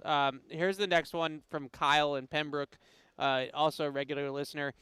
The other name that's being floated around the Combine this week in terms of veterans available on the trade market is Jair Alexander. I'll say this off the top. I love Jair Alexander. That guy's a dog. So do you remember? That guy's a great player, but he's been hurt, and that he hasn't really played like a ton. What was that thing he did? And he got suspended for it, but I loved it. They were playing back. I think they were playing in Carolina, where he's from, and the Packers rotate. They don't have defined captains for all 6 spots. They rotate guys or something like that. Yeah. And he wanted to be a captain at home, but he wasn't. But he went out for the coin toss anyway, and they asked about it, and he was like, I decided I'm a captain. As nuts as that sounds, you like it? You need to think that way to be a corner in this league. You need to have that level of confidence to be an elite corner in this league. If another position did that, I might feel differently. A cornerback saying, no, F it, I'm a captain of this team, that kind of rules. I'm sorry, that kind of rules. So, healthy Jair Alexander is a baller. He's only 28 years old. Now, here's the games that he's played in the last 4 seasons. 7 games. He played 16 in 2022, and he went to the Pro Bowl and was a second-team All-Pro. 4 games. So 3 out of the last 4 years, he hasn't even made it half the season. And at that price tag, and for the level of player that this is why he's available, right? This is why he's available. So I don't. For that reason, I might be out. He's not healthy. He's not available. He doesn't play. But I do love the player when he is healthy. So I don't know if they did something like Jair Alexander. I'm not going to be mad. It's kind of like what I was saying earlier about receiver with Olave and Jameson Williams. And if that's a swing that they take on a veteran player and hope that it works out, then I really like Jair Alexander. By the way, he won that coin toss. He was a clearly great player in his draft. Unbelievable player. I've always been a fan of his. Unbelievable player. Underrated. All right. Patty chimes in. What's up, Patty? Couldn't get him on the phone, so we got him an email. His Deion Walker comp is Alan Branch. What do you think of that one? Nah, I think Alan Branch was more of that true nose tackle. Maybe I'm underselling Alan Branch. I don't remember him being that athletic. Good player, though. Heck of an underrated player. Underrated championship player for the Patriots. He's a big part of that defense when they won the Super Bowl with them. But I don't know that I'd make that comp. Yeah, that's fair. Great player, though. Great player. Not enough people talk about Alan Branch and how much he did for the Patriots. So good name, Paul Patty. Okay. So Paul is upset about Elliot Wolf. This is not Paul Perillo. Oh, This is another Paul. Just for the record, that wasn't as bad as me breaking news on behalf of Mike Reese, which was not what Yesterday, I was doing. signed a contract as Mike Vrabel was going to the podium. Okay. Let's not put it back out there and confuse people more. Yeah. Anyways, he lays it out here. I don't need to get in. We all know the particulars. The draft wasn't good last year. Free agency wasn't good last year. Wolf owned that today, so I'm not breaking any news with that. But he asked the $1 million question, which, to be fair, towards the end there with Gerard Mayo, we got the same question. Yeah. What does Elliot Wolf bring to the table? What makes you feel like he's the right man for the job?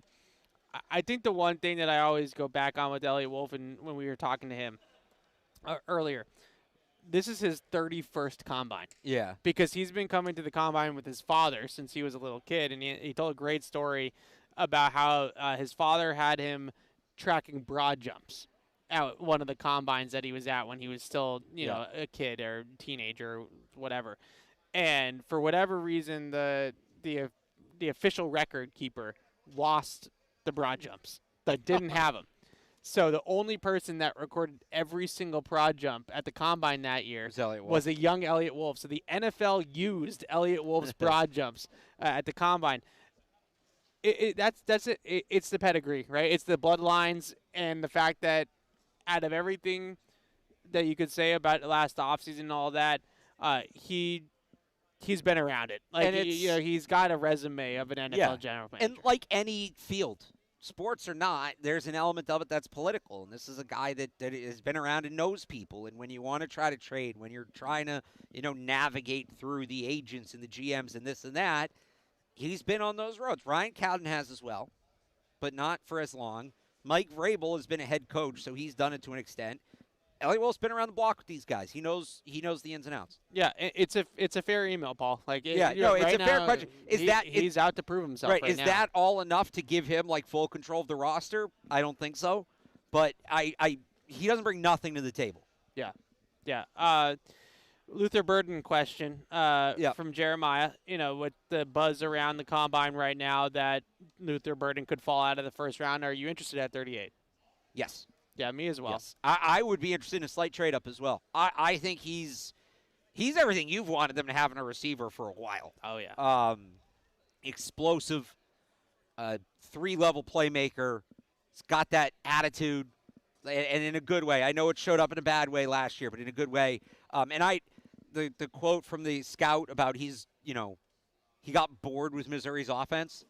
Assuming they use him in the role I think they would use him in, and that guy's not getting bored in Josh McDaniels' offense. It's going to be 120 targets. I was going to say 30 or 130, 140.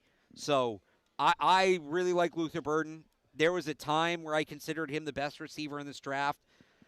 I'm not quite there anymore. I think the gap between him and McMillan, though, for me is smaller than it is for a lot of people. Yeah.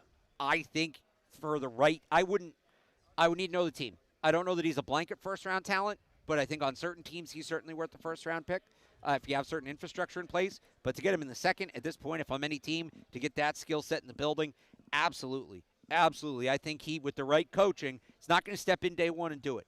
But I think with the right coaching, he can be a game changer. He's when Luther Burden is right, or actually let's just say 2023 Luther Burden, when he was right the whole season, he's easily a top 20, top 15 talent in this class. I think that goes without saying.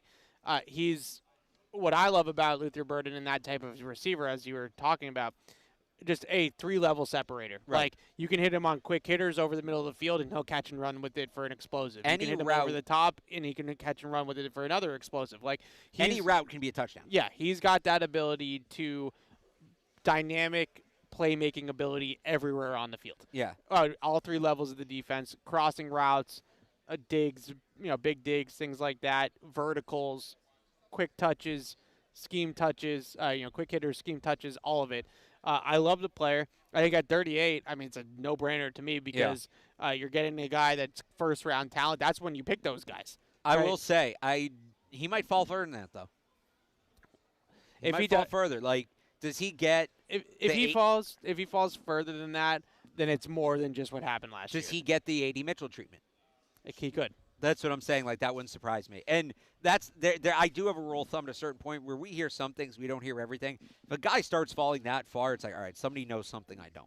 Yeah, 100%. All right, David in Madrid's got a couple questions for us, but first, before his actual questions, he says he's loving watching Barth at the Combine. He said that you look like a kid in Disneyland. We gotta talk about this for a second. Like, what's your favorite part so far that you're willing to share on here? What's your favorite part so far about your first Combine? This is big news. People want to know. So this is cool right now. Getting to talk to Lance Zierlein was awesome. Yeah. That was super cool. And some of the other interviews I did. Mark Ross this morning was awesome. Jeff Howe yesterday. I've talked to some of the local guys as well. I'll do more. Talking to the prospects. And just because I feel like you can be looser with these guys than maybe you are like a guy that's already in the, like, it's not quite Media Monday at the Super Bowl where things get really off the rails. But there is, like, I was surprised how many college football writers are here. Yeah. And guys asking about, what can you tell us about your teammate? What can you tell us about, this guy? What can you tell us about facing this guy? So, like, I feel like that relaxed the environment a little bit. So being able, like, I was asking a bunch of the defensive linemen today. I know you're making fun of me for asking them all if they met with the Patriots. But did you see that guy? I'm sorry to interrupt you, but there's a guy walking around that had a sweatshirt on, and it said, "Have you met with?" and then like a fill in the blank line. That's awesome. And I really want to buy one for you. I want to buy one because after today, have you met with the Patriots? No, but I Have wasn't you just met with doing the Patriots? That's not how What I are was your doing impressions it. of Mike Vrabel? So I was asking about. Well, I asked a couple of guys, and I got some good answers. Like, what is it? How different is it when you meet with Mike Vrabel or a guy that's coached in this league, or a guy that's played in this league, versus a guy that hasn't? Yeah. And so that's where, like, T.J. Sanders was telling me that he hasn't met with the Patriots here, but he met with them at the Senior Bowl. And Mike Vrabel was literally coaching him up and telling him, like, parts of his game, like, hey, if you do this differently, this will improve. And, obviously that's football coaching, but a guy that's played can give that insight. I also really enjoyed asking some of the linemen, like, who was the best offensive lineman you faced? Yeah, that's Right. I do actually like that question. I was teasing. I especially made a point because you can't talk to everybody. There's like 8, 10, 12 podiums at once, so it's tough to get to everyone. So I tried to make a point to do that with the SEC guys. A lot of Will Campbell, a lot of Kelvin Banks. Those were the most of the answers. Tyler Booker from Alabama was a guy I got a couple times. The interesting one, this is a good note for the Patriots. So I mostly asked the edge guys because I wanted to hear about the tackles. But I did ask a couple of interior defensive guys. I want to say it was Nick Scorton who said this, but I don't remember exactly.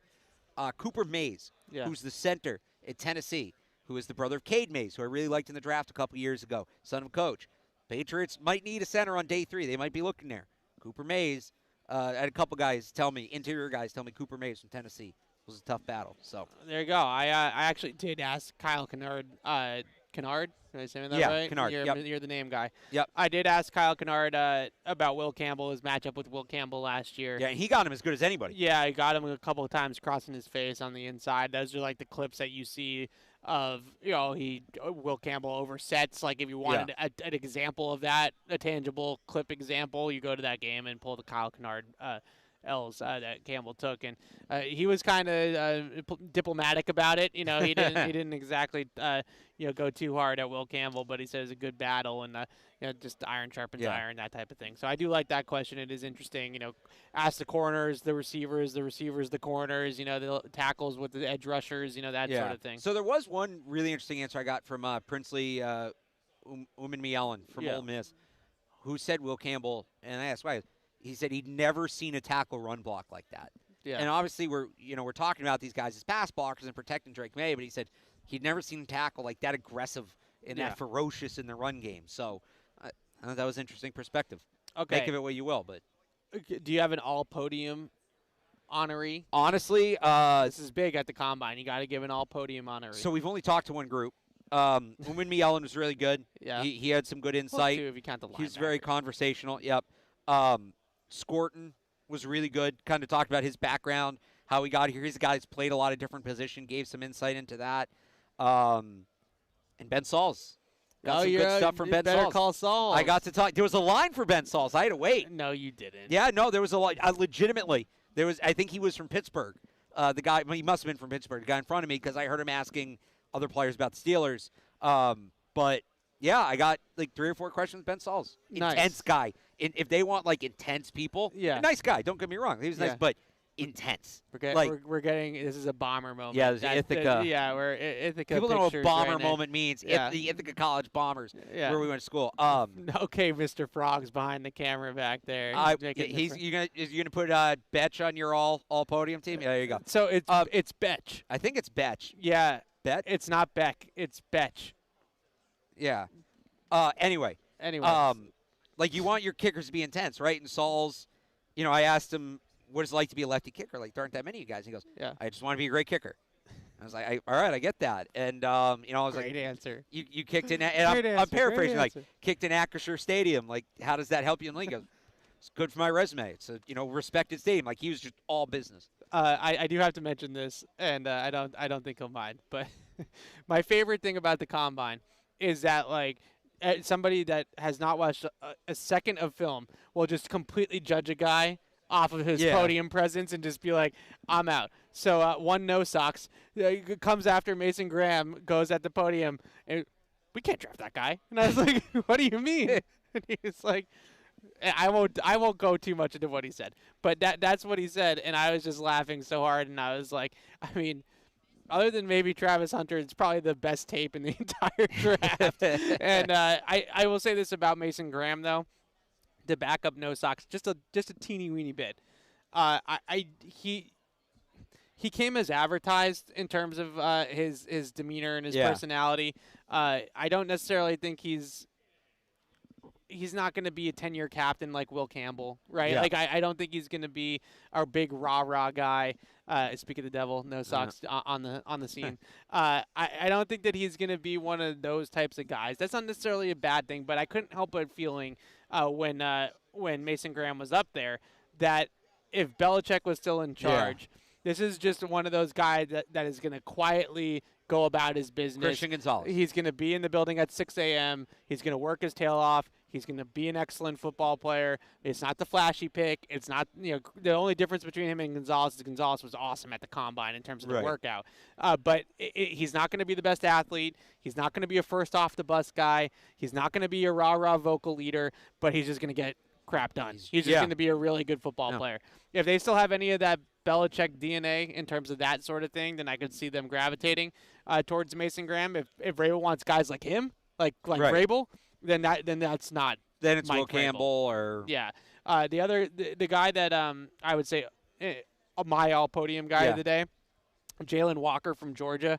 I couldn't hear the crowd. He had a bigger crowd than anybody. I think he had a bigger crowd than Graham. I couldn't get close enough to hear. I mean, I loved him already on tape, so I was already kind of swooning a little bit. But just listening him talk about some of the conversations that he's had with teams here at the Combine about his role at the next level. And he just was like, I can play 4 different positions on the defense at a high level. He can play off the ball. He can play edge. He said he thinks he can play nickel if you want him to. And then, nickel Sam, right? Like a strong side nickel player. You have a tight end in the slot. Yeah. And I believe him. Like he's that kind of athlete. Sometimes you hear some Jamie Collins, like in terms of freakish athleticism comparisons with Jalen Walker. He's an excellent, third down situational pass rusher. I don't think that he's a full-time edge player, but he's an excellent situational passer. Then on early downs, he can play off the ball linebacker. So in that sense, you have kind of that Hightower Collins, type of hybrid player. I get that it's probably not the need pick, in terms of tackle, edge rusher, things like that with Jalen Walker. But I just, all those Georgia guys, you just get up to the podium and they're so polished and they're all the NFL training has already gone through their veins in terms of, how to handle the media and all that kind of stuff. And he's an awesome player. He's going to be a really good player in the league, I think. Any other takeaways? We talked about Mason Graham. That was important. I wanted to fit that in there. Then from today or yesterday before we talk about what's ahead? We can get to what's ahead. All right. So tomorrow on Thursday, we have the defensive backs and we have the tight ends. It's kind of a sneaky big day. Bryson Nesbitt, 10 a.m. That's the one I'll be at. I'll be around obviously for all of them, but that's the one I'm interested. I think we're gonna get some good stuff from him. Sneaky big day. Really, really great tight end class as we talked about a little bit today. You know who's on that list too? Who I could talk to tomorrow, and he's gonna be in the same spot Ben Sauls was. Who? Robbie Oots. Robbie Oots, fullback. Robbie Oots. Is he listed as a fullback? I meant to check that. No, he's listed as with the tight ends. Okay, but he's a fullback. Yeah, he's a fullback. But he's like, again, we were talking about, you want that kind of hybrid guy that's going to play fullback but catch some passes and move around the formation? Yeah, you could take Harold Fannin at 38. Yeah. You want a lot less risk. I'm not going to say the same upside, but, decent upside. Go get Robbie Oots in the 6th or 7th. Yeah, so Bill O'Brien used him as like a base. Bill O'Brien used him everywhere as a fullback, and I think I can tell this story now because he's not with the Patriots anymore. But Bill O'Brien, Alex and I were at the Shrine Bowl. Well, can I tell a story first, real quick? Yeah. So I forget who you were watching. You were watching somebody from Alabama. This was like 2 drafts ago.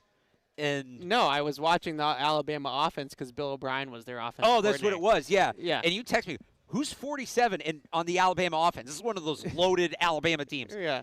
And I'm like, you're really texting me about, you of all people really texting me about the fullback? Yeah. Robbie Oots is great, but you're texting me about fullbacks. you were What do you mean? were all excited. It's so because he's fun. He's not your kind of player. He's fun. I love fullbacks. So Alex and I are at what's the name of the hotel again? The beam with the beam. The beam. Pyramid. The Luxor. The Luxor. So we're staying at the Luxor Hotel at the Shrine Bowl. And we're there, a couple years ago, and Bill Belichick and the coaching staff were at the Shrine Bowl. And we're walking into the main hotel lobby through the doors, and a car pulls up in front of us. And who gets out of the car? It's Bill O'Brien. It was like a day or 2 after they hired him. Right. They had just hired him as the offensive coordinator. He gets out of the car to join the coaching staff in Vegas. And me being the big J that I am, I was like, I'm going to go say hi.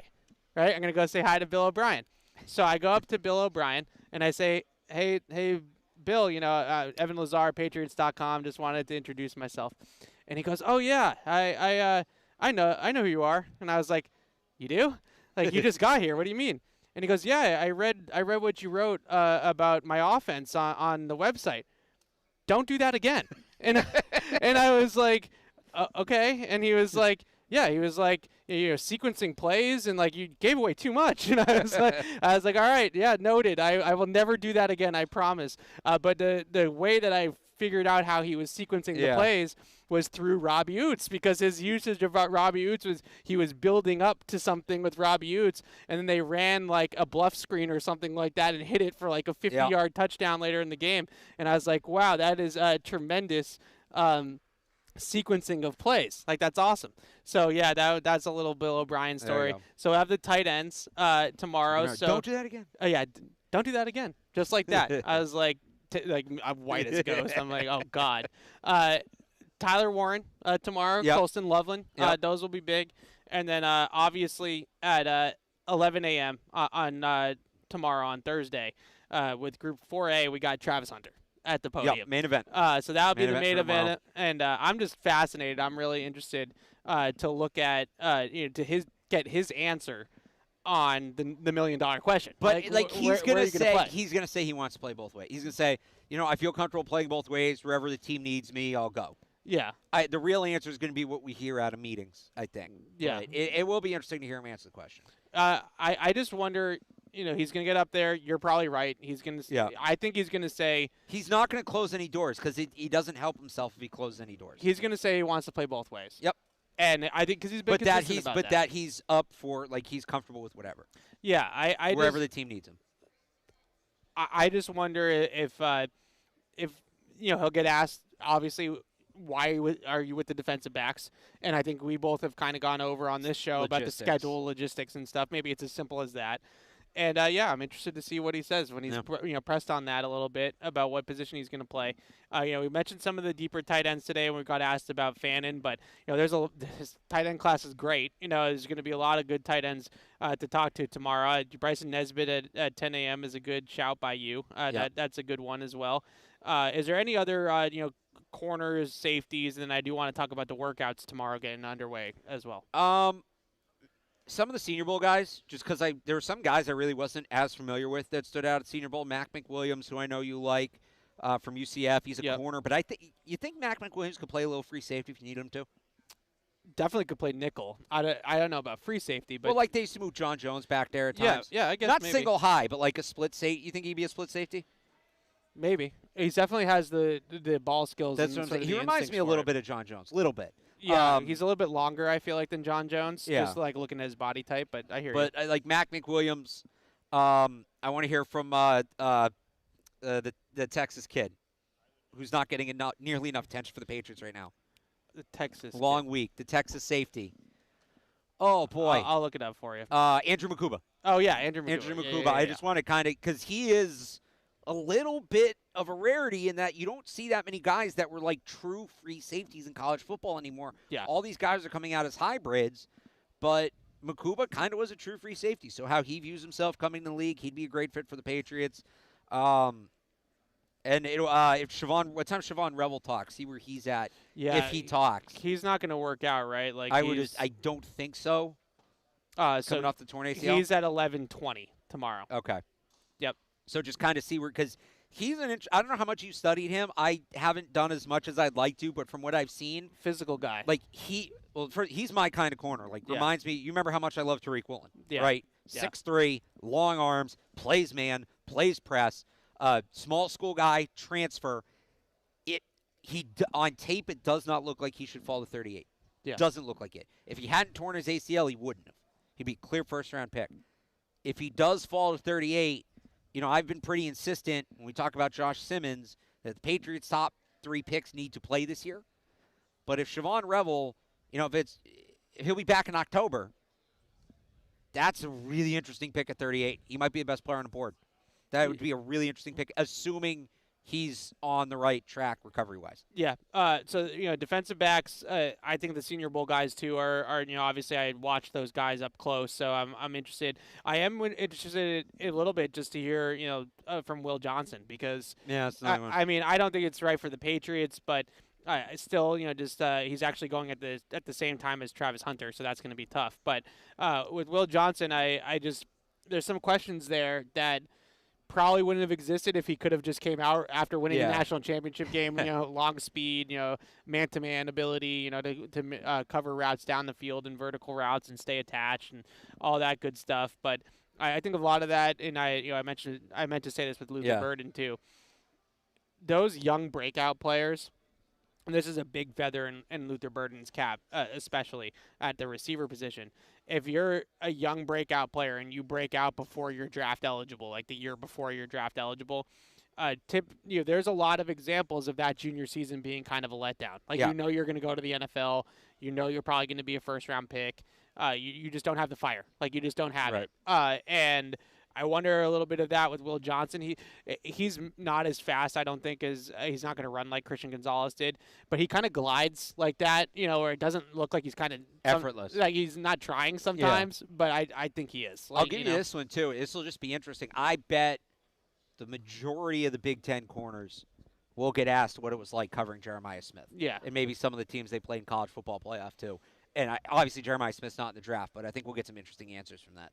Okay, so then tomorrow night or tomorrow afternoon, like 3 o'clock, starting at 3 o'clock, is the defensive line and linebackers are going to go through their athletic testing and on-field drills. Who are you looking for in that class? Just got to say, like, hunker down somewhere if you want to watch the whole thing because it's a big group. You were going to be there for a while. It'll be a long night. Yeah, but those guys are all really talented. Yeah, they are. I don't know that there's any one specific guy. I just think the group collectively has a chance to impress. I guess I want to see some of these linebackers in coverage. Barrett Carter, Chris Paul, guys I've talked about quite a bit. Bossa from Oregon. I was going to say, Jeffrey Bossa. Yeah. You watch these guys cover in college, and they're mostly covering running backs, and they do a good job. But the coverage responsibilities for a linebacker in college are generally pretty different than they are in the NFL. And, running backs aren't running that many routes in college. So you get to see them against some more routes. You get to see them against guys that are truly specialized in that, where not every college team has that guy. So that's usually pretty telling to me from the linebackers, right, is how do they look in the coverage drills. Yeah, Jeffrey Boss is an interesting player. This is a good linebacker. You know, I'll give you another all-podium guy, actually, who's awesome. Jihad Campbell from Alabama. I'm glad you mentioned great. him because I would have forgotten. I'm also a big Jihad Campbell fan. Like I really like that player a lot too. And I like a lot of these linebackers, which is not like me. Well, you mentioned and it's not, but you mentioned with Jihad Campbell, that, or you were mentioning earlier, like if Vrabel wants the guys who are wired like him, right? Jihad Campbell, I think fits that. Campbell, top of the draft. Sign me up. He's one of those players that I think is getting like knocked for certain things in his film consistency, things like that. Play in space and coverage. Like I think he's a much better player than some of where I see the ranges and the mock drafts and stuff going sometimes. He's a guy that I wonder if the range is like if it was 10 years ago. Yeah. And the nerds hadn't devalued linebackers. Yeah.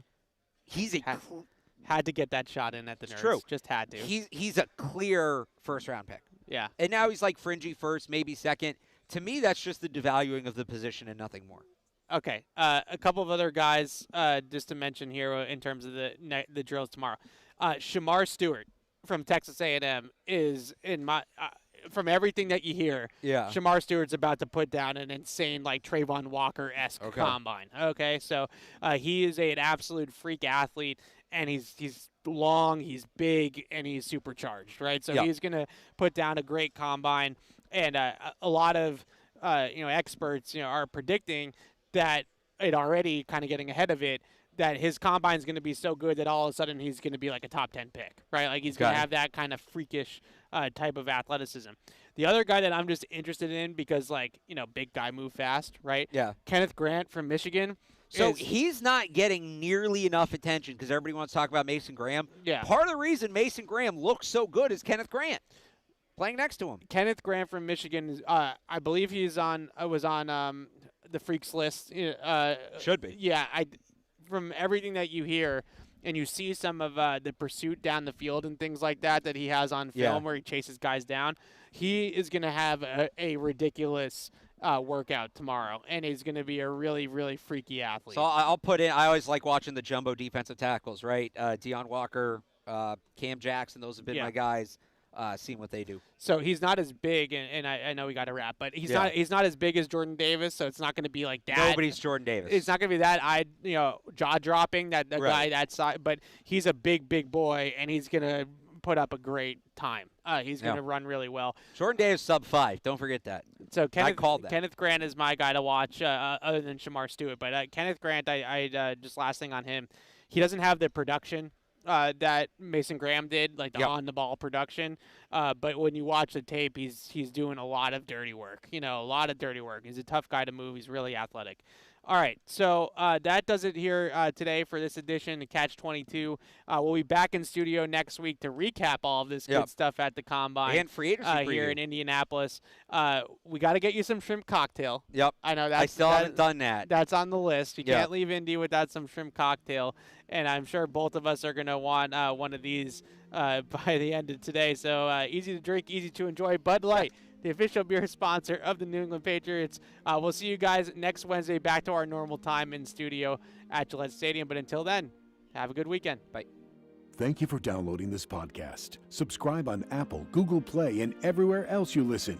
Like the show? Please rate and review us. Listener comments and ratings help keep us high in the podcast rankings so new listeners can find us. Be sure to check patriots.com for more news and more podcasts.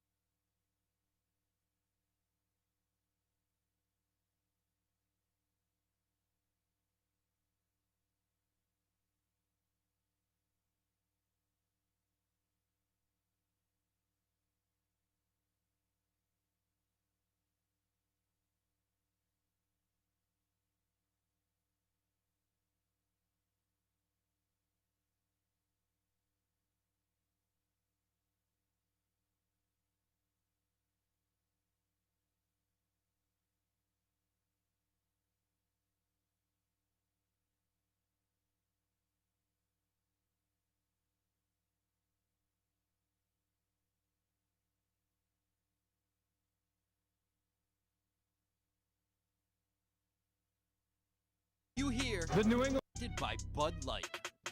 Welcome, everybody. We're coming to you from day 2 of the NFL Scouting Combine in Indianapolis. This is Patriots Draft Countdown presented by Bud Light.